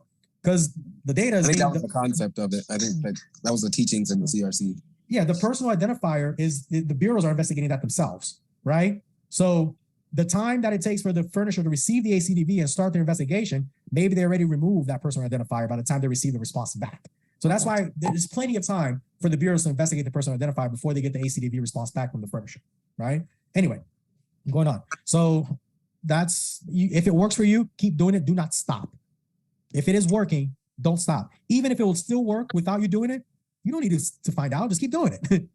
Right? It's like, don't let your curiosity get the best of you. If doing it this way, you send a letter, and 5 days later you send another one, and it's working for you, you have no reason to stop doing that to try something different, right? Keep doing it. What if an old address is tied to a collection charge-off account to get that address removed? Yeah, so the only way is if there's an open account then that is tied to that address, that account needs to have the updated address on there, right? In order for it to be removed. Do you call the creditors that are reporting negative or closed accounts as well for old addresses and or names that are attached, or is this only for open accounts? We only do open accounts at Myra. I don't know, Myra, I think it's Myra. Forgive me if I'm misspeaking your name. We only do it with open accounts. We actually don't do it. We ask the client to just update their files. If it's an old account, it's derogatory and it's whatever, don't even, I'd rather keep that address on there than try to poke a line with a short stick. All right, let's move on. Any other questions? Put them in the chat. Trade lines, charge-offs, student loans, repossessions, foreclosures, short sales, late payments, collections, child support, bankruptcies, right? Trade lines should be disputed with the credit bureaus and data furnishers. I utilize what I call a 6-step credit bureau system. And you guys ever heard KISS? Keep it simple, stupid? Yeah. That's my advanced disputing, okay? You guys paid me $500 to learn keep it simple, stupid, KISS. Tell you right now, right? But you've learned a lot more so far. So let's tie it together. How do we take all of this stuff that we just learned and apply it to keep it simple, stupid, as opposed to 20-page dispute letters to be effective? That's what I want to teach you guys, all right? The name of the game is leverage. Leverage. Your job is to, again, compile as much leverage as you can so that you can use them against the credit bureaus and the data furnishers to try to force their hand to follow the law and delete the account, right? And when that doesn't work, you have other avenues to take. So the credit bureau is a 6-step dispute system, but they're just a messenger, right? You've heard, don't shoot the messenger, right? Except this messenger, they have some skin in the game. The credit bureaus, they have the responsibility to follow the FCRA, just like the data furnishers do. All data furnishers, all CRAs are bound by the FCRA. That's why the FCRA is like the major law, the one that everybody hears of and knows of, is because it gets everybody. It involves everybody. Some laws like FDCPA, it doesn't involve Experian. It doesn't involve the original creditor, right? So it's only for debt collectors. So the FCRA is like the law that groups everybody together they have to follow, right? So don't shoot the messenger. Dispute directly with the data furnisher. This is big. If anyone here is not disputing with the data furnishers, you have a problem in your hands, in your business. You have to implement a procedure to dispute directly with the furnishers consistently. And I'm going to teach you guys how to do that here today. All right. So here's my 6-step dispute system with the credit bureaus. Verify dispute, method of verification, escalated dispute, demanding deletion, threat to file complaint, file complaint. I'm going to go through each one of these individually, one by one. Okay. This is where the credit repair journey begins. Step 1, round 1, wave 1, attack 1, whatever you want to call it. In round 1, you are simply requesting that the credit bureaus verify that the items belong to you and are reporting accurately on your credit report. Do not include any dispute instructions with the items on this letter. Simply list account names and account numbers for each item. When you dispute something, you are making a claim to something. So that means that the burden of proof is now on you. And that's not a good way to start. You want to keep the burden of proof on the credit bureaus, okay? Hey, Devin, this is red. This mouse is red, okay? This mouse is red. What do you have to say to that? That's not red. What do you mean? This is red. I mean, you can tell me it's red all you like, my brother, but I know the color red. That's not red. Okay. Whose burden of proof is it? Is it my burden of proof to prove to Devin that this is red, or is it his burden of proof to me to prove to me that this is black? It's on you. It's on me. Why is it on me? Because you're the one trying to demonstrate to me that, you know, you're trying to convince me, if you will. I brought it up, right? Yep. You reported it. Right? I brought it up. So in round one, if I say I was never late, round one, right? On a late payment, I don't recall ever being late. If you make a claim and you send that off and it comes back verified, brother, the burden of proof is on you to prove to them that you were not late. The number one mistake that I see CROs making, and this should probably go in my guide of the 5 top mistakes that CROs make in their credit repair business. The number one mistake that I see CROs making in disputing in their business is that they start off with disputing right away. First, oh yeah, I'm going to dispute that. I'm going to say I was never late. I'm going to say that the account number and the date of last activity don't match on the 3 bureaus, blah, blah, blah, round one. You're making your job so much harder, almost impossible, because that item is probably not going to get removed unless you prove it. That's why you get that response that says this: we will not reinvestigate unless you provide what? Documentation. Supporting documentation. Who gets those? I hate those. Hate those. Because now my hands are tied behind my back. I got a gag in my mouth. I don't know what to do. Because they're not going to investigate it anymore unless you provide supporting documentation. Why? Because you made a claim and now they verified it, so now you have to prove it. The ball's on your court, man. The ball's on your court. Verify. And if you think otherwise, you prove it. My data is accurate. You prove to me that it's not. So when you get those responses that said, we're not investigating unless you provide supporting documentation, that's probably the major reason why you're getting those, is because you're initiating the dispute with a claim, or Devin is trying to win the fight that I had to Colleen for me. Somebody else already started the fight, made claims, and now it's on you to go and pick up where I left off. Meaning they were with another credit repair company who was disputing stuff, making all these sorts of claims, putting the burden of proof on themselves, and now you're the one that's stuck with it. Does that make sense? So we outsource for over 1,000 credit repair companies. Okay, that's a lot. Over 1,000 credit repair companies that we process disputes for on a daily basis. Okay, we keep track of every single one of their results. And one of these companies caught our eye. It was a smaller company. They have less than 100 clients, but they're the company that we have that gets the best deletions, the most by far, like leaps and bounds. So we got curious. We reached out to them and we said, hey man, you're crushing it. He's like, yeah, I know, I love you guys. I'm like, no. It's not us. I promise you it's not us. Because we're doing the same stuff for everybody else and getting 0 deletions, 0, 0, 0, 0, round after round after round for a bunch of clients. For your clients, oh man, help it make sense. And he's like, well, I'm very particular with who I take on as a client. I'm like, what do you mean by that? Like, I don't work with anyone unless they for sure never worked with a company before or did anything themselves. I will not work with them unless I am the very first person to ever touch their credit report. 1,000 companies that we process for. And this one guy with less than 100 clients, bro, I'm not going to say deletions every month, but they get deletions every month for their clients. I'm trying to remember I remember the name of the owner. What's the name of the company? Hang on 1 second. You guys can see that. You don't want to see that right now. Let me go to this other screen.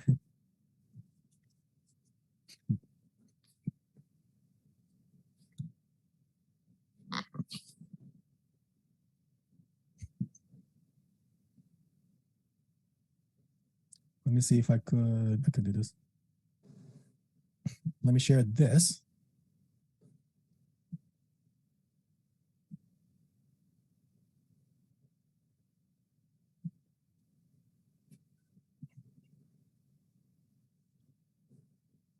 Can you guys see the screen? Can you see that Google Sheet?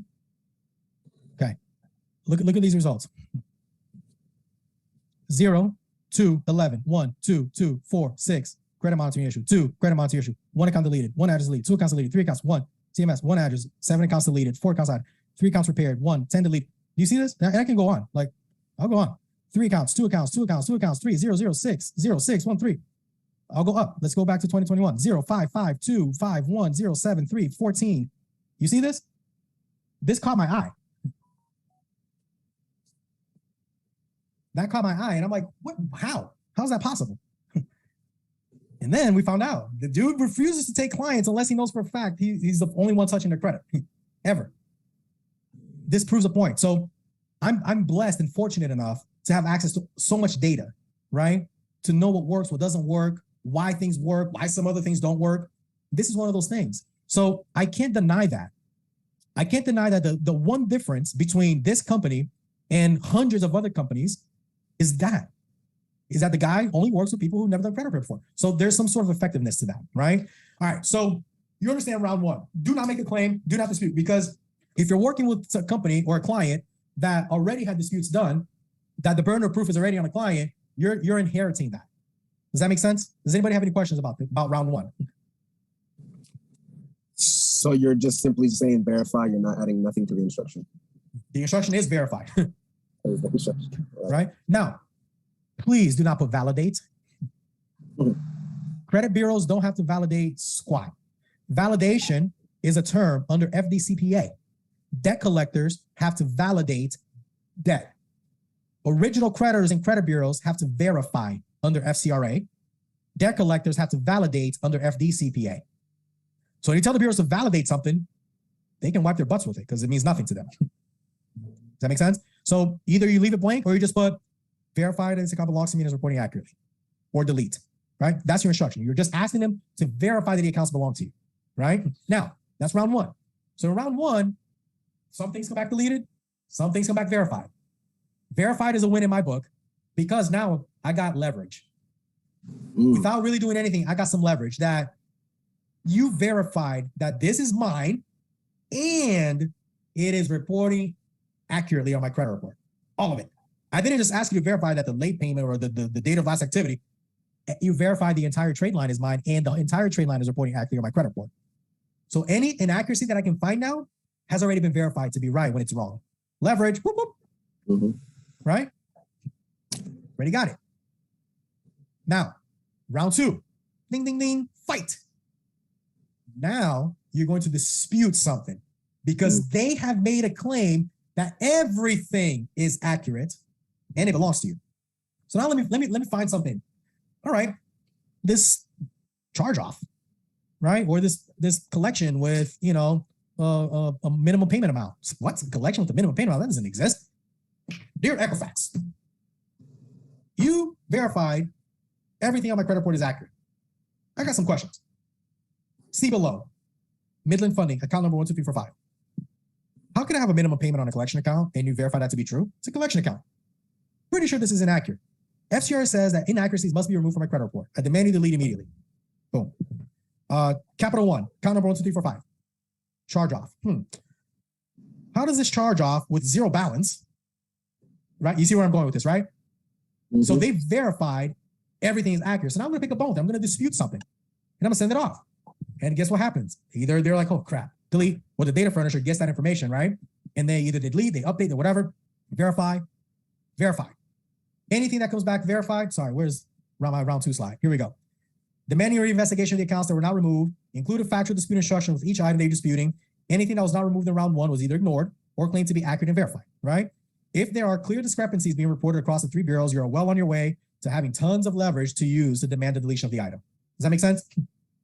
The leverage here is not only with the credit bureaus. You are building leverage to dispute with the furnisher, the one who owns the data, where source is from, right? It's the furnisher, okay? We're building leverage to try to get these things removed with the credit bureaus, but at the end of the day, I'm building leverage to really go after the data furnisher. So that's what you do in round two, okay? Then, am I keeping it simple? Yes or no? Yes. I am. But do you see why or how this is effective? Yes, you're keeping the burden of proof off of you. Keeping the burden of proof off of you. Is that advanced disputing or what?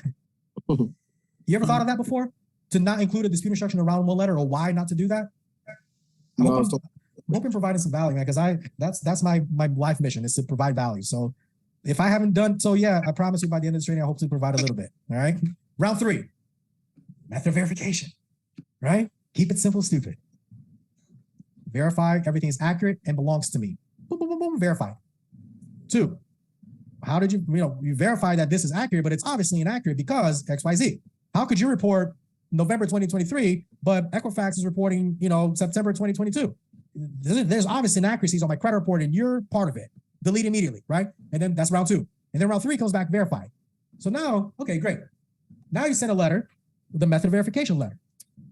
not only once, Mr. Equifax, but twice now, you have claimed the items below to be 100% accurate, and you have claimed that you can verify them, meaning you can prove that it's accurate. Just got one question. How did you do that? What methods, what procedures did you use to obtain the verification of these items? Right? Because if not once, but twice, at first I thought you made a mistake, but twice you verified that it was accurate. And I'm clearly telling you that it's not, showing you that it's not.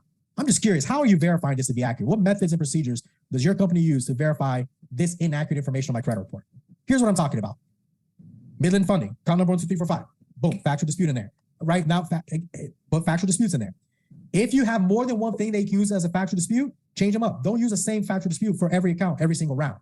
Right? If there's more than one discrepancy, more than one inaccuracy, don't use the same one every round. Switch them up. But if there's not, then there's not. Then keep using the same one. Does that make sense? You guys with me?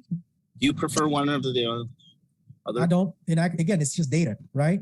So if data is inaccurate, it's inaccurate. My feelings could say, oh man, this date is so much worse than that missed account number, right? Like my feelings could guide me that way. But at the end of the day, it's just data, right? It's just data. It's hard to train yourself to not let feelings get in the way. Because sometimes when your feelings get in the way, you miss an opportunity to use something better that's logic, right? And your data.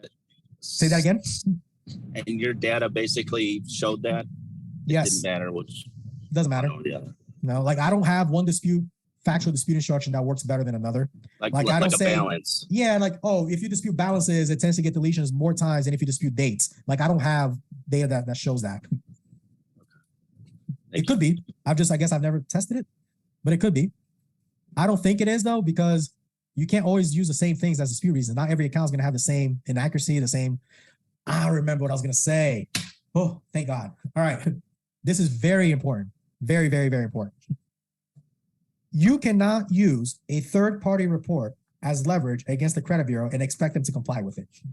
What I mean by that is, don't expect to get a screenshot from Smart Credit showing inaccuracies and use that to Experian to show that they're reporting something wrong. Won't work. It might get you in that pile that says the supported document. It might work for different reasons than what you're thinking it's working for, right? When you're trying to submit proof of inaccuracy, a third-party credit report is not proof of inaccuracy. When you dispute a date, wrong dates, right? And inconsistent dates. Have you noticed that on one of the bureaus, it always says the 1st of the month? And then the other bureaus may say the 17th, the 7th, the 9th. But one bureau, or two of them, I don't remember, always say the 1st of the month. Yep. Yeah. Right? And you use that as a dispute reason, as a factual dispute reason until you're blue in the face, right? So if you were to compare that to a credit report that you get directly from the horse's mouth, directly from the credit bureaus or annualcreditreport.com, you will see that on the Equifax where it says November 1st, on the Equifax report, it'll probably say November 17th. It's the way the data is imported, translated into the credit monitoring provider. There's a glitch or something there that mixes that up. It is not in the credit bureau system, it says the 17th. In their data pool, it says the 17th. But on Smart Credit, it says the 1st. On Identity IQ, it says the 1st. On My Free Score Now, it says the 1st. So you can use it, but it's not going to work for the reasons that you're thinking it's working. When you get your red highlighter, you're circling stuff and you're attaching it. The reason why the deletions are happening is not because of that. Because the bureaus don't care about that. This isn't our stuff. Don't come to McDonald's to complain about Burger King's fries, right? The reason why it's working is for whatever other reason, right? There's too much paperwork for them to sort through. They're coding something wrong, so it gets verified differently. I don't know why, but that ain't why. If you want to use it, you use the credit report that rarely the consumer now receives back at the end of every dispute, right? Back in the day, it was like clockwork, man. Day 38, day 39, we were getting responses from every client that came from the bureaus. For the last 2 years since COVID, man, it's very rare and far and few in between that a consumer actually gets a response from the credit bureau, right? Like it doesn't happen as often as it used to.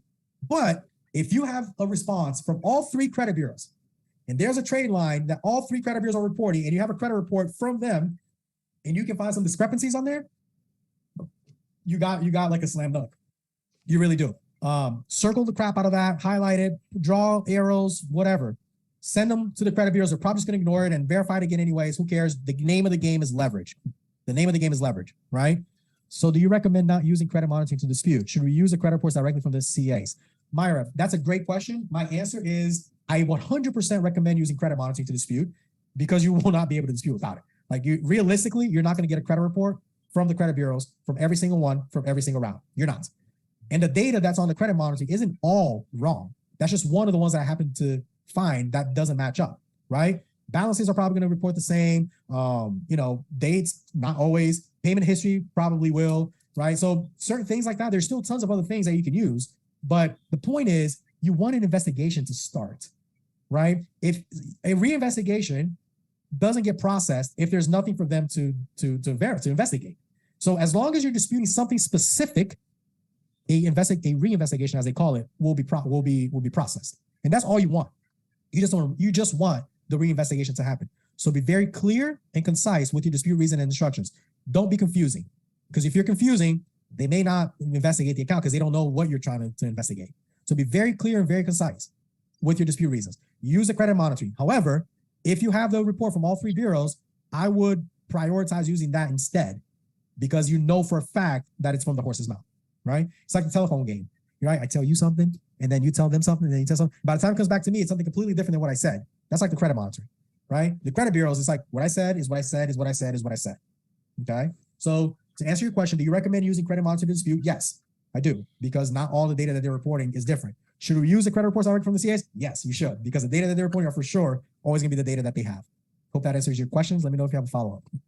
All right. So verify it's mine and it's all reporting accurately. It comes back verified. Great. You verified things that now I know aren't true or aren't accurate. Here's the factual dispute. Comes back verified again. Yes. Not once, but twice now you did it. Tell me how. Method of verification, round 3. Tell me how you did it. I want to know. How are you so good that you verify things that are obviously not correct? I want to know how you do it. Teach me, oh master. Right? That's round 3. Now, round 4. Round 4. What happens when you do a method of verification, more often than not, is you get a canned letter from the credit bureau that says they contacted the furnisher of the data, and that's how they were able to verify the information. Have you guys ever received that letter where the bureau says we contacted the furnisher of the data? Yeah, so that's a method of verification response, right? What do you do with that? You go to the furnisher of the data, right? So now, in round 4, we send a very escalated, harsh language letter to the credit bureau demanding that they delete the items for not providing any proof of the accuracy of the items, right? So the letter, threatening litigation, threatening this, threatening that, very hard, like very angry, an angry letter, right? Again, put yourself in your client's shoes. If you could just put yourself in your client's shoes, you're going to be a lot more effective than you were before doing that. Because how would a client feel if they're just getting the runaround month after month after month from these companies that are taking advantage of them, right? Create a letter with all those feelings. You know when the best time to write a dispute letter is? Like around 4 letters? It's like after a breakup. Right? It's like you're writing it to your ex. Your ex is Equifax. Write the crap out of that letter, right? That's your round 4 letter, okay? I'm angry. I'm upset. I'm confused. What? How are you doing this? 3 times. And you're telling me you contacted the furnisher of the data? As far as I'm concerned, you're legally required to make sure this stuff is true too. You're not following the law. You're violating my rights. I may have to start looking for an attorney. Actually, I'm going to Google one right now. As I'm typing this letter, I'm going to Google an attorney. And either you get the stuff off my credit report, or I may have to call one of these people that I find here on Google. Capital One, account number 1, 2, 3, 4, 5. Geez, how do you verify a closed account with late payments every month if no payment is due? How do you do that? Midland Funding, 1, 2, 3, 4. You get it, right? Factual disputed again. That goes to the credit bureaus, okay?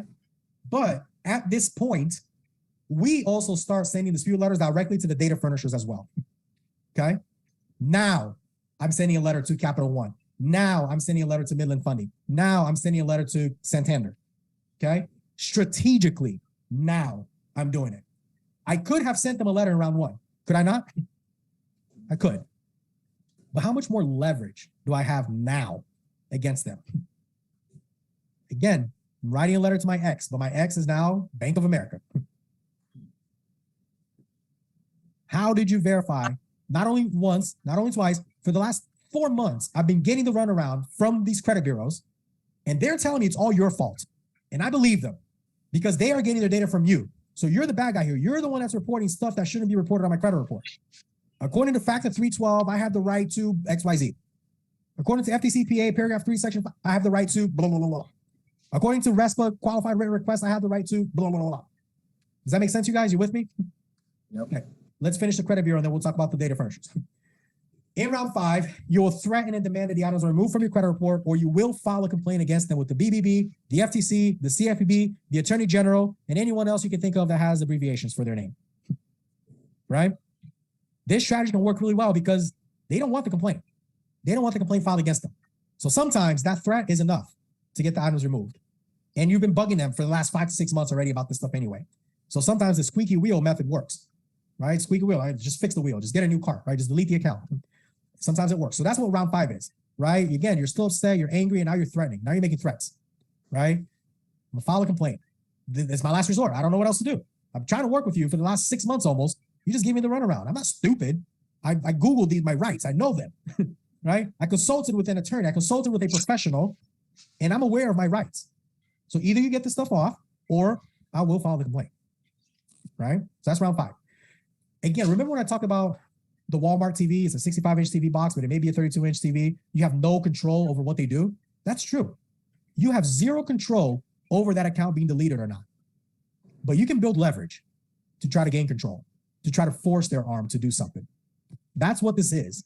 This process is designed with that in mind, to build leverage, to gain leverage, to use against them, to try to force their arm to do what you want them to do, right? Because at the end of the day, if they choose to continue violating the law, you can choose to violate the law. There's nothing you can do about it, right? You can file the complaint, you can get the attorneys involved, you can file a lawsuit. That's the most that you'll be able to do. But sometimes that's what it's going to take to get an inaccuracy removed from that client's credit report. Sometimes that's what it's going to take. You have to be willing to do it. If all you do is bureau letters for your clients, my friend, you're doing the absolute minimum for your client. They don't need you. If all you're doing is credit bureau disputes, you're doing the absolute bare minimum for your client. If you start sending direct to furnisher letters, now you've upped your game. Now you're doing something a little more than they probably would have done on their own. You're using more resources, more knowledge, citing laws, right? You're doing more. But if that's all you're doing, you're still not doing everything you can do for that client. You have to file the complaint. Round 6. One of 3 things will have happened by now. 1, the item was deleted. Good job. Work done. The other thing that could happen is the item has been properly verified to be lawful, accurate, and timely. They're not violating the law. Can't pull them over because they're driving a white car and you don't like the color white. Can't do it, right? So meaning they did provide the proof, and the proof proves that it is all accurate and it's timely. So that account is not going to come off the credit report. Your best bet here now is going to try to negotiate directly with the data furnisher to have them ask the bureaus to delete the account. But the bureaus ain't going to delete it because they did nothing wrong. The other possibility is the item has not been legally verified and it still remains on the credit report. They have not proven that it's accurate. They have submitted no proof whatsoever to you that their claims are true, right? I submitted no proof to Devin that this is a red mouse, right? So one of 3 things has happened. Either the item was deleted, it's accurate, timely, verifiable, it's lawful, they got their T's crossed, their I's are dotted, they treated you by the book, no violations, that, right? Or they've just ignored you this whole time. If the item is inaccurate, they haven't provided any proof of anything, right? They're still in limbo. So if the item has been properly verified, this is where this is where you end it with the credit bureaus. You send them a letter stating you're no longer disputing the item and request the in dispute notations to be removed from the item on the credit report. This is very, very, very important. Any one of your clients that are trying to get a mortgage, they have items on their credit report that have an in dispute notation, they will not be able to get approved for their mortgage until there's nothing that says in dispute on their credit report. Okay? So every single client, the last letter they should send for every single client is removing the disputes from everything. Okay? Because if they go to apply for something, they may be denied just because of the fact that something is still being disputed. The fact that it's on there may not even get them denied. It's the fact that it's still in dispute. Okay? Do you know why? Why is that? Why is it that who cares about an in dispute notation?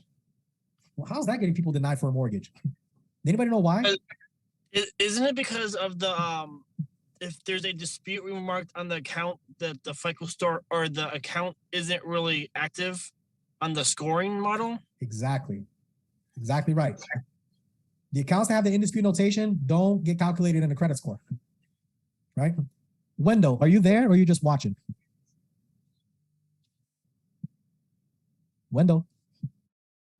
He's a mortgage broker. So I was gonna have him answer the question if Justin couldn't, but that's 100% right. Are you a mortgage broker too, Justin? Or are you doing mortgages? No, but I've that became my number one assumption. Gotcha. Now you're 100% right. When an item has an in dispute notation on it, it doesn't calculate to the score. So that's why sometimes nothing gets deleted and your client's credit scores go up. It's because the in dispute notations got added, so they're not calculating to the score anymore. And you look like the hero, right? But really you're zero because you haven't done anything. So that's why it's very important, right? If the item has not been properly verified, file the complaint with the CFPB, refer the client to an FCRA attorney that you're partnered with. I highly encourage you guys to all partner up with an attorney. There's a ton of them. Go, I don't know if you most likely have clients in your own state. So search for an FCRA attorney in your state, an FDCPA attorney in your state. Because again, the name of the game is leverage. Now they got all this leverage, what are you gonna do with it? You spent all this time building up all this leverage and it didn't work against the bureaus. You're just gonna give up on it? No, see it through to the end. File the complaint. If after the complaint, the item still did not come off and it's obviously inaccurate, you still haven't got any proof about anything, get the attorney involved, right? Because the attorney has the know-how, the ability, and the resources to send the credit bureaus a lawsuit, right? So do that. Then, and only then, can you honestly say you have done everything you possibly could do to help your client.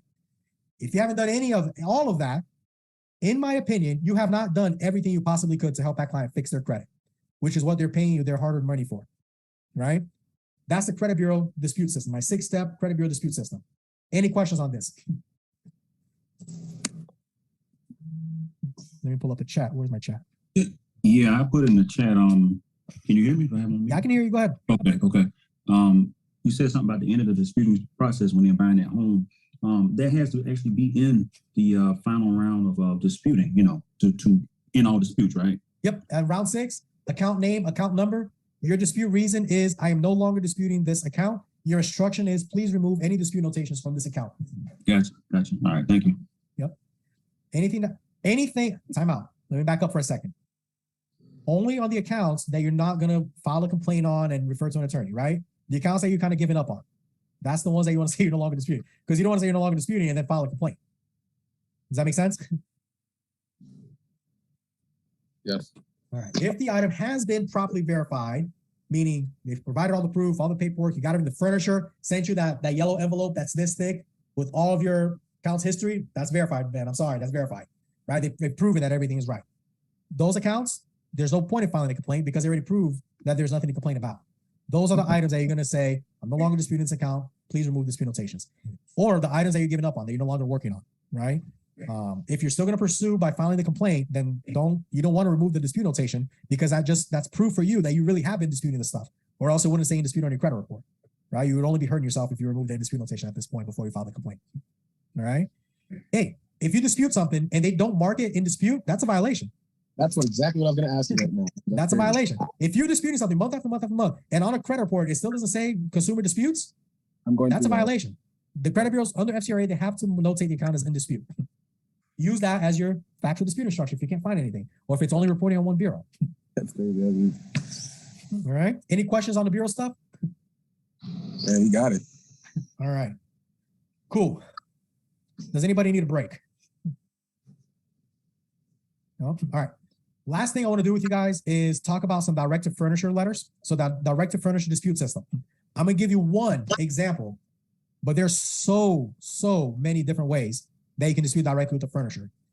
The reason why there's so many ways you can dispute directly with the furniture is because they're bound by various different laws.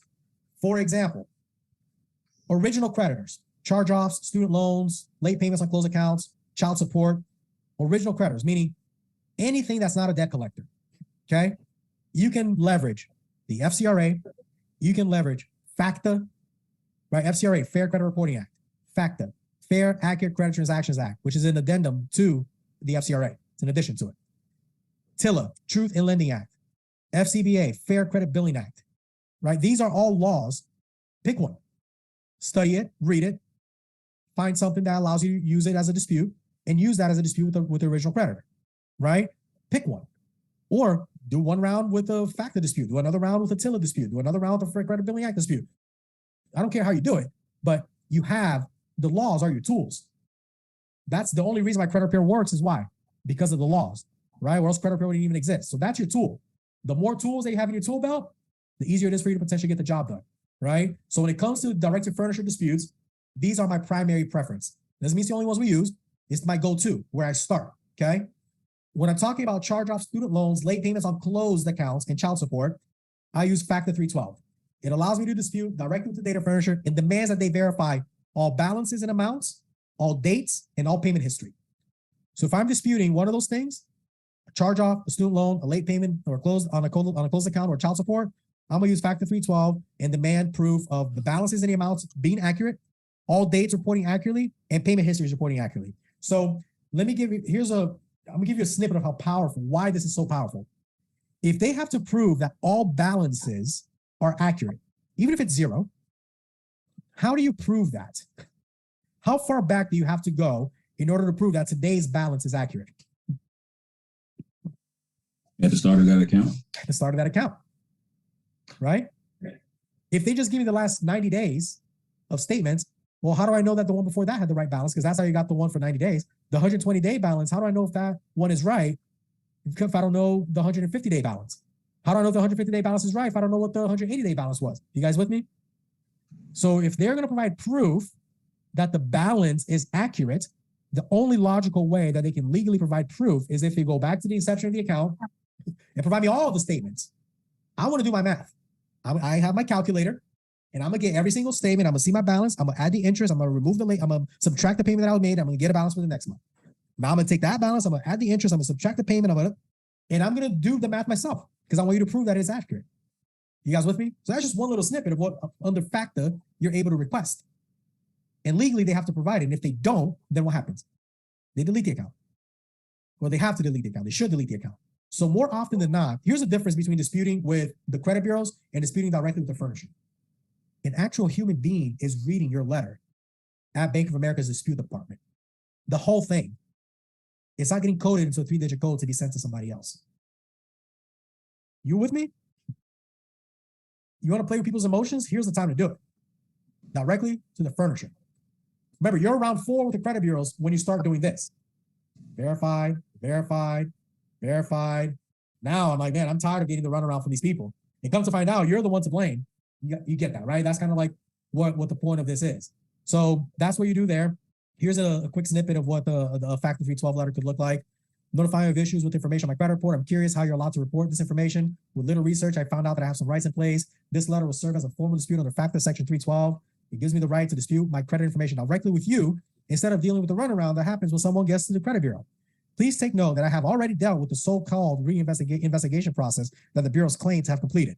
Nonetheless, I now wish to exercise my rights to dispute this account directly with you. Account number, right?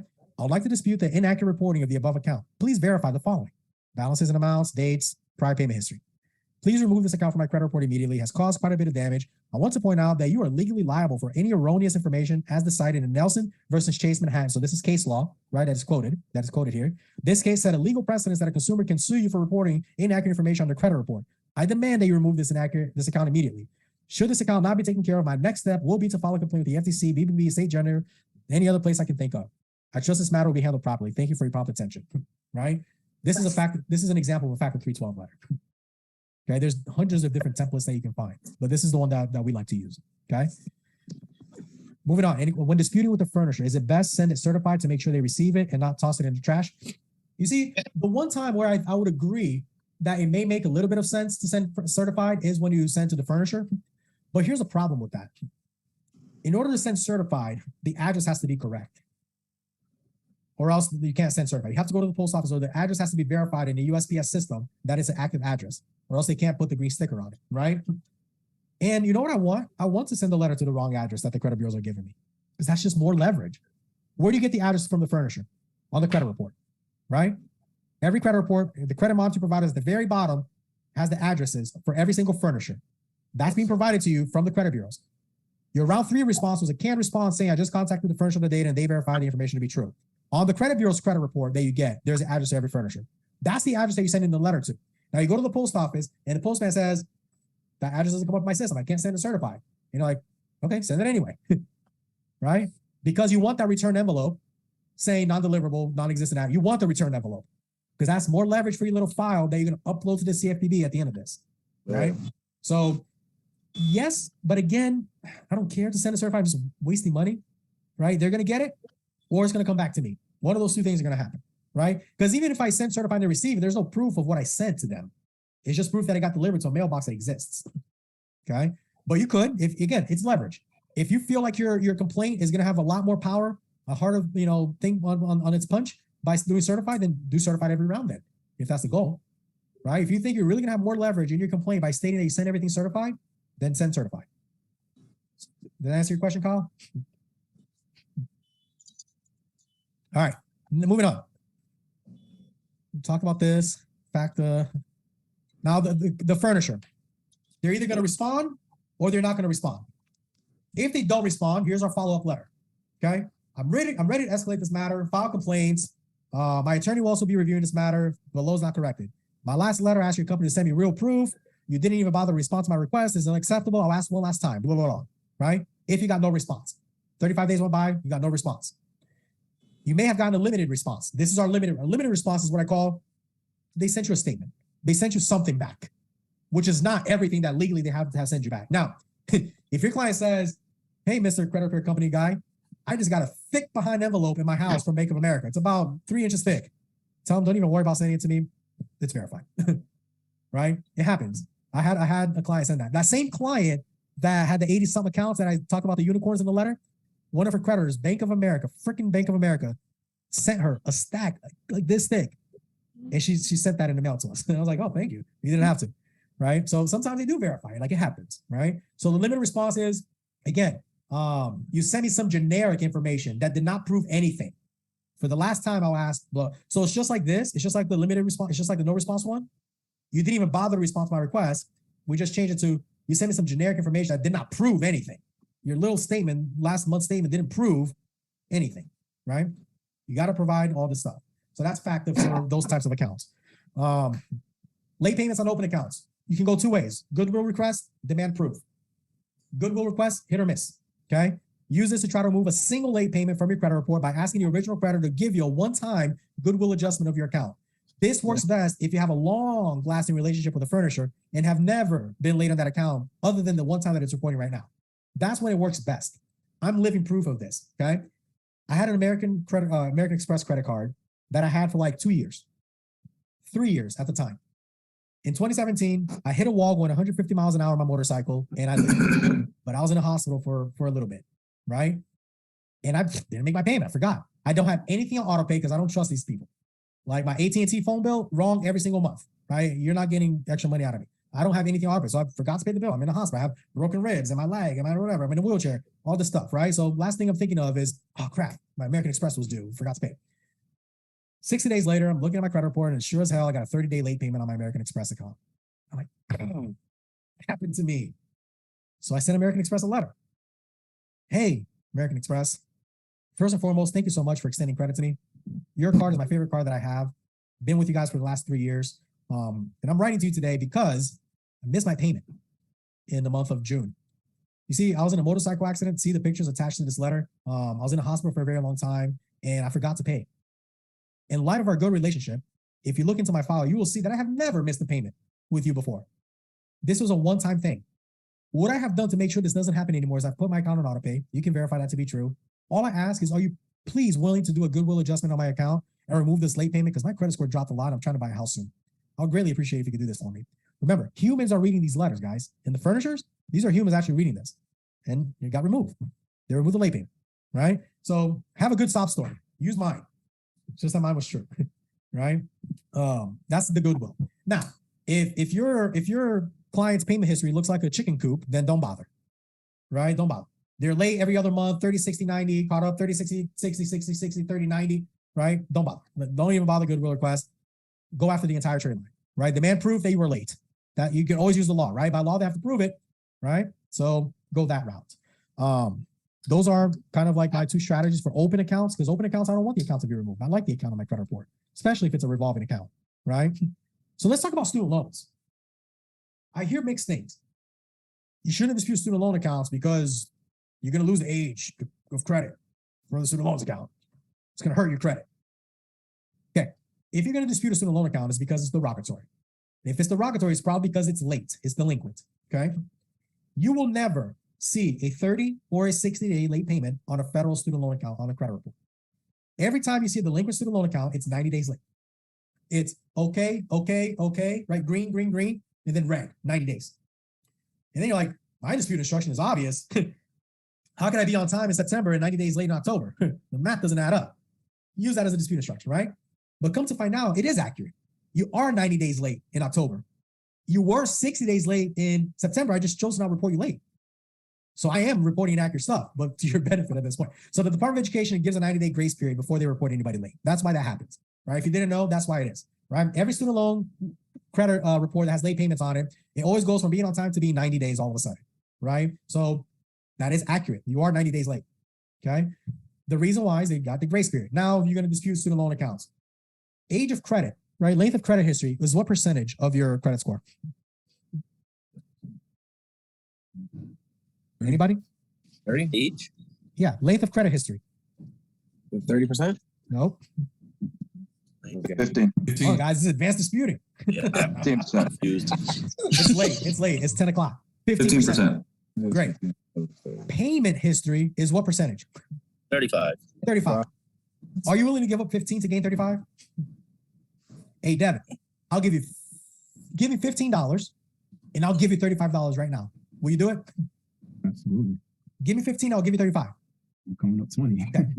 Dispute student loan, guys. Don't not dispute student loans because you feel, oh, they're going to remove the student loans. You're going to lose the history of that account. Yeah, but you're going to gain the 35% of payment history that you don't have right now because it's hurting you.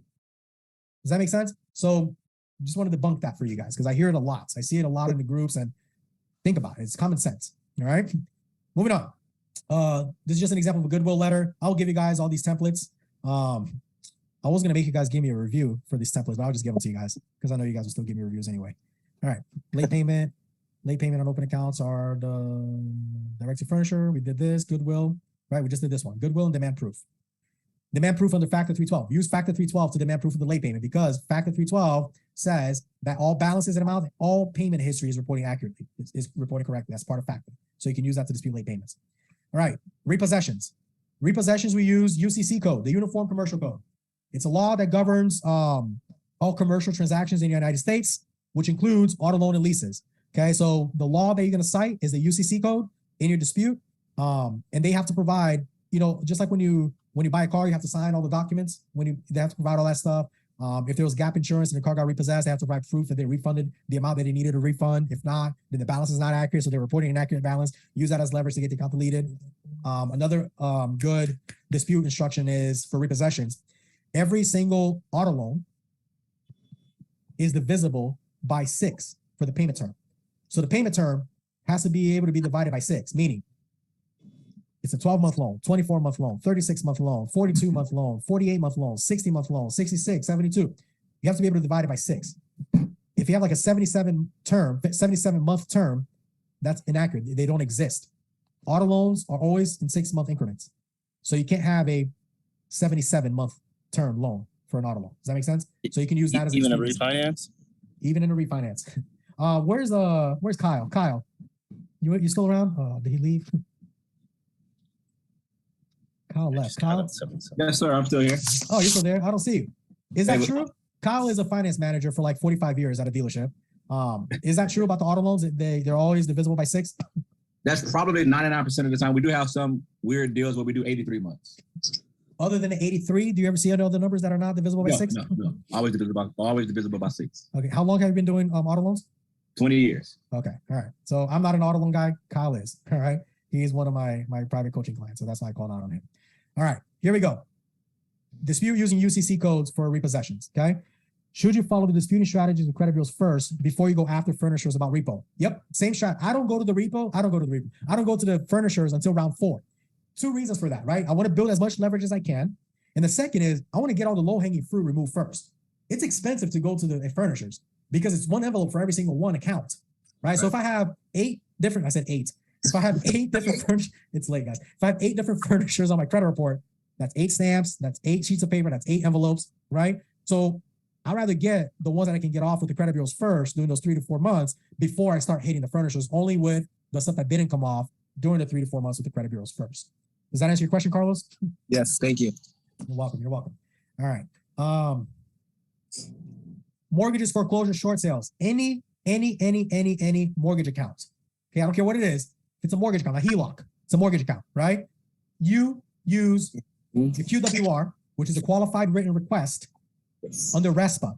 RESPA is the Real Estate Settlement Procedures Act. It's a law that governs real estate transactions, including the making of mortgage loans. Okay. The QWR pretty much demands that they provide you with everything regarding that account's payment history from its inception till present day. Inception meaning when you go close on a house, all those documents that you signed on closing day, all that stuff they have to provide to you. But also any and all documentation from the date that that mortgage was made until today. So if you've had the mortgage for 12 years and all of that, right? All escrow balances, how they were used, or how the interest was calculated, everything. They have to provide you with everything. And if not, they're not allowed to report it. They have to remove it. So same, what's the word I'm looking for? Same strategy as FACTA 312, except this is for mortgages. It's QWR, qualified written request. Under RESPA, you are allowed to submit a qualified written request and the lender must comply with it or remove the reporting of the item. Sounds good? Yeah. That's mortgages. All right. Mortgages, collection accounts. All right. FDCPA, it's a set of laws that were designed to specifically govern debt collectors. According to FDCPA, debt collection is not allowed to collect a debt that they cannot validate. Remember I said validation is for debt collectors? Reporting the debt to the credit bureau can be considered an attempt to collect a debt. Collection accounts can either be medical or non-medical. All right, so let's talk about this for a second. Reporting the debt can be considered to be collecting the debt. A debt collector is not allowed to attempt to collect a debt that they have not validated. But this is a tricky situation, okay? Let me take a drink of water. I'm starting to lose my voice. I'm sorry. When a debt collector takes ownership of a debt, well, it happens one of two ways. Either the original creditor sells the debt to the debt collector, or they hire the debt collector to collect the debt, right? Either way, it's a debt collector that's managing the debt right now, okay? When that happens, they have a 30-day dunning period where they notify you that they're now attempting to collect this debt for the first time, right? As soon as they take ownership of the debt or they're hired by the original creditor to collect the debt, they send you a letter letting you know, hey, I'm XYZ debt collector, I'm collecting on behalf of Capital One, your whatever account, right? So you have a 30-day window to request validation of that debt. Anything outside of that 30-day window, you can still request the validation, but they're not bound to send it to you unless it's done within that dunning period. Okay, so this is why I'm saying it's a tricky situation. If you're requesting the validation after the dunning period, you can still do it. But when you request it within the 30-day dunning period, then they have to validate the debt to you. Okay, assume you don't know that. That's how we treat it. Assuming that I never knew that I had to do it within those first 30 days. Because at the end of the day, if it's inaccurate stuff, they still have to prove it. You can still dispute under FCRA because the debt collector is bound by FCRA as well to report accurate information. Okay. FDCPA is just more powerful because it governs them directly. Here's a strategy. When you send a dispute letter to the credit bureau, what do they do with that dispute letter? They forward it over to the data furnisher through YOSCA, right? In ACDV. So the debt collector is going to receive the dispute anyway. They're just getting it from the credit bureau. If the debt collector verifies the debt with the credit bureaus before they validate the debt to the consumer, that's an attempt to collect the debt because reporting to the credit bureaus is an attempt to collect the debt. So when they verify to the credit bureaus before they validate to you, they're violating FDCPA because they're attempting to collect the debt before they provide a validation. Are you guys with me? Yes.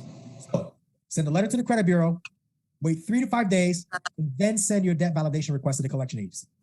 You want to make you're trying to force a collection agency to verify before they validate. So that's why you want to make sure that the credit bureau requests the verification from them first before you request the validation to them, because you are hoping that they're going to verify the information with the credit bureaus and not send you anything validating the debt, or send you validation documents, but the date on the validation documents are prior to the date on the credit bureau verification report. Does that make sense? So that's why you want to first start with the credit bureau, wait 3 to 5 days, and then send the validation request in efforts to try to trap them in that. Okay. So that's one way, because now you have leverage. You attempted to collect the debt before you validated it. You verified it. That can be considered attempting to collect the debt. I have leverage against you now, right? And there's a ton of hungry FDCPA attorneys out there that I'm sure are willing to help me with this matter. Okay. Hey Bruce, sorry to cut you off. And this can be after the 30 days with us not getting a hold of the furniture if they have tried to contact us already. Yeah, we still do it anyway. Okay. We still technically, like if you're looking technically, no, they're not required to, but it still works. Like for some reason, it still works. We've never gotten a letter back from the debt collector that says, I don't got to validate nothing to you. It's outside of 30 days. We've never gotten that. Never gotten that. And even if they did, I can play that to my advantage. I can go to the CFPB and say, man, they're treating me like I know like that I had that I have to do this within 30 days. And even if I did, like stuff is wrong with my credit report. All I'm trying to do is correct it. They're not willing to work with me. Can you help me? And then the CFPB is like, of course we can help you. We're the Consumer Financial Protection Bureau. We'll help you. And they'll respond to the CFPB, right? So medical debt, non-medical debt, you're going to send a debt validation request. The difference is that one mentions HIPAA, the other one does not. So the one that mentions HIPAA on it, you send to the medical debt collector. If it's not a medical debt, then you send the validation that's non-medical and won't mention anything about HIPAA. And the validation request is just requesting, a bunch of documents that under FDCPA they have to provide to you. If they don't provide you the documents, they have not legally proven the debt to be accurate or even belonging to you. So now you have leverage, right? Are you guys sick of hearing me say leverage? Because I'm sick of saying it. But that's the most effective way that I know of credit repair, right? All the way up here, I said that I was going to tell you guys what I believe to be the most effective way. This is what I believe to be the most effective way. I could be wrong. There could be a better way out there, but to me, this just makes sense. Like it makes sense. Like the puzzle pieces just connect and it makes sense and it works, right? So for me, it works. I'm not going to try to change it. Collections. Any questions about collections? No? All right. We're reaching the end. Somebody got a question? Go ahead. No? Okay. Bankruptcies. Here we go. Save the best for last. I am going to disappoint you guys on this one. I know it. Look, I'm serious. Like, I'm not even joking. I'm going to disappoint you because my strategy is the most basic of basics of basic strategies that are out there. But it works for me. You've heard it. Send a letter to the courthouse. Get them to reply that they don't verify information with the credit bureaus. Package that up, send it to the credit bureaus. Hey, you said the furnisher of the data is the courthouse. The person that you said is reporting this to you just told me they're not. See this document attached. Something's going on here, delete, right? They don't delete, they may delete, don't know, don't care. File a complaint with the supporting documents. It's going to work 85% of the time. 85% of the time. I don't care if they don't delete it because if I'm going to file the complaint and I have a slam dunk where the credit bureau says the furnisher is a court, and then the court says I don't send them anything, I don't report anything to them, and I send that to the CFPB, and the CFPB is like, all right, well, you can't be reporting this stuff, right? 85% of the time it works with the CFPB. I want to say maybe 40% of the time it works with the bureaus. Like the bureaus will receive that and they delete it 40% of the time, right? So it works, it's just not all the time. You got to go above and beyond and file the complaint. I'm gonna tell you other strategies, just strategies that I don't use, but I know them. I don't use the other ones for many different reasons. I use this one. And for those of you who don't know, let me explain it because I'm not going to sit here and assume that everybody knows what I'm talking about, the courthouse letter, whether you're here or you're watching the recording later. When disputing bankruptcies from your credit report, you need to send a letter to the courthouse, and here's why. The credit bureaus claim that they verified the bankruptcy directly with the courthouse, okay? However, courthouses do not verify any information with the credit bureaus. So if you can get the courthouse to send your letter back saying that they do not verify information with the credit bureaus, you can send that letter that you received back from the courthouse directly to the credit bureaus and demand that they remove the bankruptcy from your credit report immediately. Okay? Send a letter to the courthouse along with the courthouse return letter template, asking them if they verify information with the credit bureaus. They will respond that they do not, and you can send their response to the credit bureaus to get the bankruptcy removed. Here's what it looks like. This is the letter that goes to the courthouse. I recently disputed information that was on my credit report that may not be reporting accurately. The credit bureaus say they verified this information with you and have told me that I need to contact the furnisher of the information. What is your procedure for verifying this information? Do you verify directly with the credit reporting agencies? Included with this correspondence is a return envelope with postage to respond to me with the attached form. I greatly appreciate your time and cooperation and await your prompt response. And here's the attached form that I'm sending them. I also send an envelope inside an envelope that's pre-stamped for them to just put that back and send them back to the consumer, right? I, court of clerk name, right, John Doe, certify that we do not verify information directly with the credit reporting agencies, Experience, Virginia, Equifax, Or we do verify information directly with the credit reporting agencies, experience in facts, and our procedure for verifying information with them is, and there's a line for them to explain it. Signature date, and then the stamp of the court, right? Sometimes they don't respond the first time that we send them the letter, so we send them it again, and then we send it again, and then we send it again, and then we send it again. We bug them enough, they respond to us, right? Or to the consumer, I should say. And a lot of times when they respond, they will respond with their own letter. They don't respond using this. It's like they already have a template that they use because they get this request very often, right? Mm-hmm.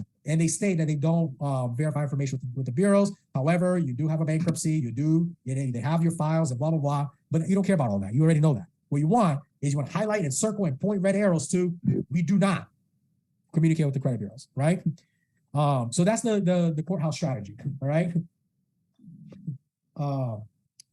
Another strategy. So where do the credit bureaus get, if they don't get it from the courthouse, where do they get it from? LexisNexis, Novus. Third party reporting agency? Pacer.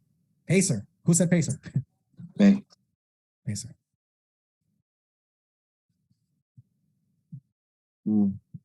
Public access to court electronic records. This is where LexisNexis gets it from. This is where Novus gets it from. This is where Experian gets it from. This is where everybody and their mom gets it from Pacer. Okay.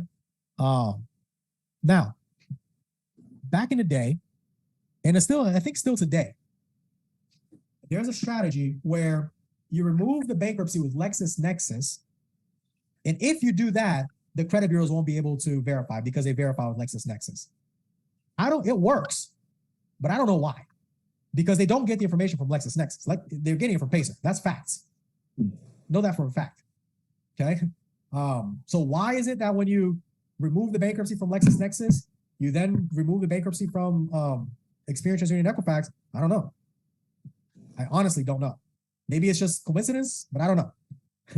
Because I don't know, I don't use it as a strategy. Does that make sense? Yes. For me to be able to be comfortable doing something, I have to understand it.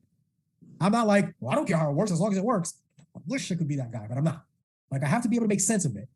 So I'm going to keep using what makes sense to me. For all I know, the LexisNexis route works better than my little courthouse route, right? But it doesn't make sense to me. So I don't do it that way, okay? I've done it before, and I wasn't successful with it. So I was like, I tried it one time. And the one time that I tried it didn't work, I'm like, I ain't going to do that. I just gave up on it, right? But it works. A lot of people do it, it works, and it could be either because it is removed from LexisNexis or because you're still pounding the credit bureaus and then they remove it. I don't know. That's why I don't use it, because I don't know why it works. I just know that it works, but I can't tell you why. I can tell you why this works because it makes sense. I can't tell you why removing a bankruptcy from LexisNexis helps you remove from Experian. I have no idea because you're not connected. Experian gets it from Pacer. So I don't know. Now, what happens with maybe here's a theory, and I just thought of this right now. When an account is deleted, a carbon copy of that AUD with the deletion is sent to all other bureaus. So sometimes the other bureau will receive that carbon copy and delete it in their records as well. Maybe that's how it works. That's how it could maybe make some sense to me. LexisNexis deleted it just because you looked at them with an angry face, right? But then they provided that carbon copy to the other bureaus, and then the other bureaus then go ahead and delete it because of that carbon copy. So I don't know. Maybe that's why. I don't know. If anybody knows why, I'm willing to learn. Does anybody know why it works? And it makes sense? I have the same guess as you. Yeah. Oh, but it works. What I don't do, I don't freeze the other bureaus. I don't do SageStream and LexisNexis and Novus and ARS.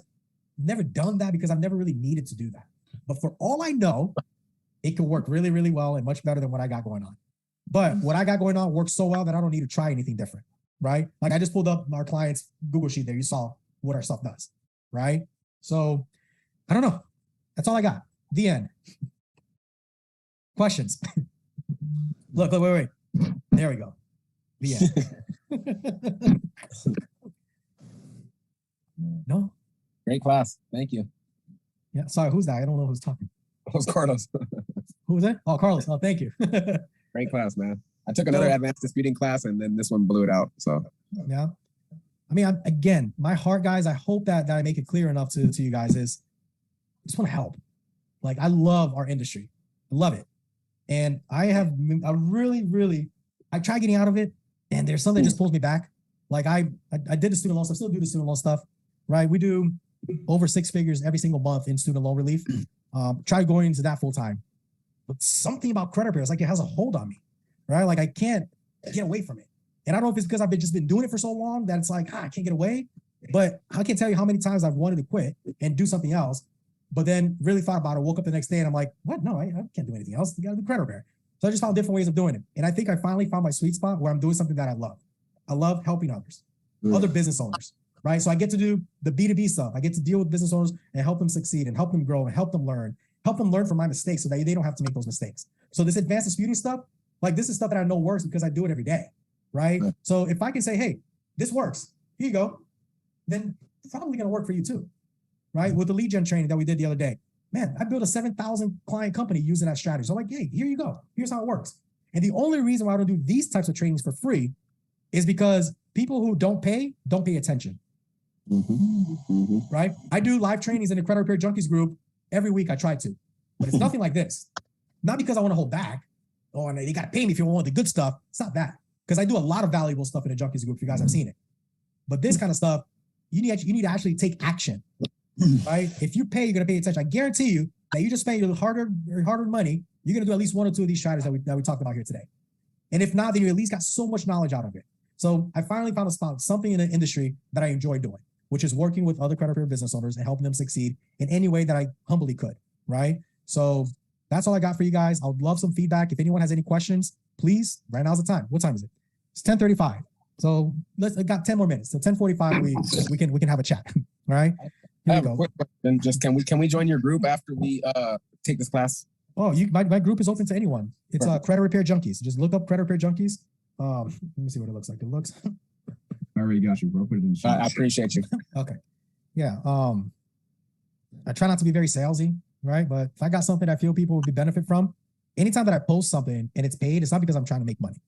It's because I want people to pay attention, right? Like I can pull up my QuickBooks right now and you can see that 6 figures that I make off of student loans is more than enough for me to not have to worry about making $200 off of a training somewhere, right? My heart is really helping people, right? And I'm a big believer in I don't trade my time for money. I don't do that. You can never say, Bruce, let me pay you for your time. Never. But I will invest my time in you. That's what I want to do. If you pay me to invest my time in you, you will take action. If I invest my time in you for free, you won't. Does that make sense? That's why my coaching program is not free. Because if it was free, number one, I wouldn't have enough hours in a day to coach everybody. And number two, people wouldn't take action. They wouldn't, right? So I'm not a greedy person. I'm not money hungry. I live a comfortable life. I don't need all this stuff. I do this for you guys, right? So anything, I give away more than I take. Go look at my pages. Go look at my groups. You'll find more stuff, more resources in there for free than you'll ever pay me for. Guarantee you. Because if I can over deliver you with free stuff, whenever I have something I paid, you don't even have to think twice to come in to take it. Right. So that's my philosophy on all this. Has nothing to do with advanced disputing. Sorry, I'm going on a tangent. Let me answer some questions. So do you recommend not using credit monitoring? Oh no, that was sorry, Myra. Answer that one already. Yes, sir. Should you follow dispute strategy? Great class. Thanks, me. Can we join a group? Yep. So if one credit bureau deletes an item, we can send in that proof to the credit bureau who didn't, and they will delete it. Myra, that's an awesome question. That's an amazing question. No, can't complain to McDonald's about Burger King's fries. If Equifax was not able to verify something with Bank of America, doesn't mean that Experian also was not able to verify. Maybe Experian got the verification. Maybe Bank of America only responded to Experian's ACDV. They did not respond to TransUnion's ACDV, and that's why it got deleted. Maybe they ran out of funds in their Oscar account when they responded to one of them and didn't have enough to respond to the other two. There's a number of reasons why it got deleted, right? However, whenever one bureau deletes the account, it sends a carbon copy of that to the other bureaus. If the other bureau is going to delete it, they're probably just going to delete it because the carbon copy that they're receiving, not necessarily because of your dispute, or it could be because of your dispute. You won't know. As long as it's deleted, I guess that's what you care about. But it's not, can't use it as leverage. You can't say, well, Equifax deleted this. How are you still reporting it? Because that's like me complaining to McDonald's about Burger King's fries. Does that answer your question, Myra? All right. Devin, thank you for putting the group thing in there. Let me make sure it's the right group. Yeah, that's it. All right.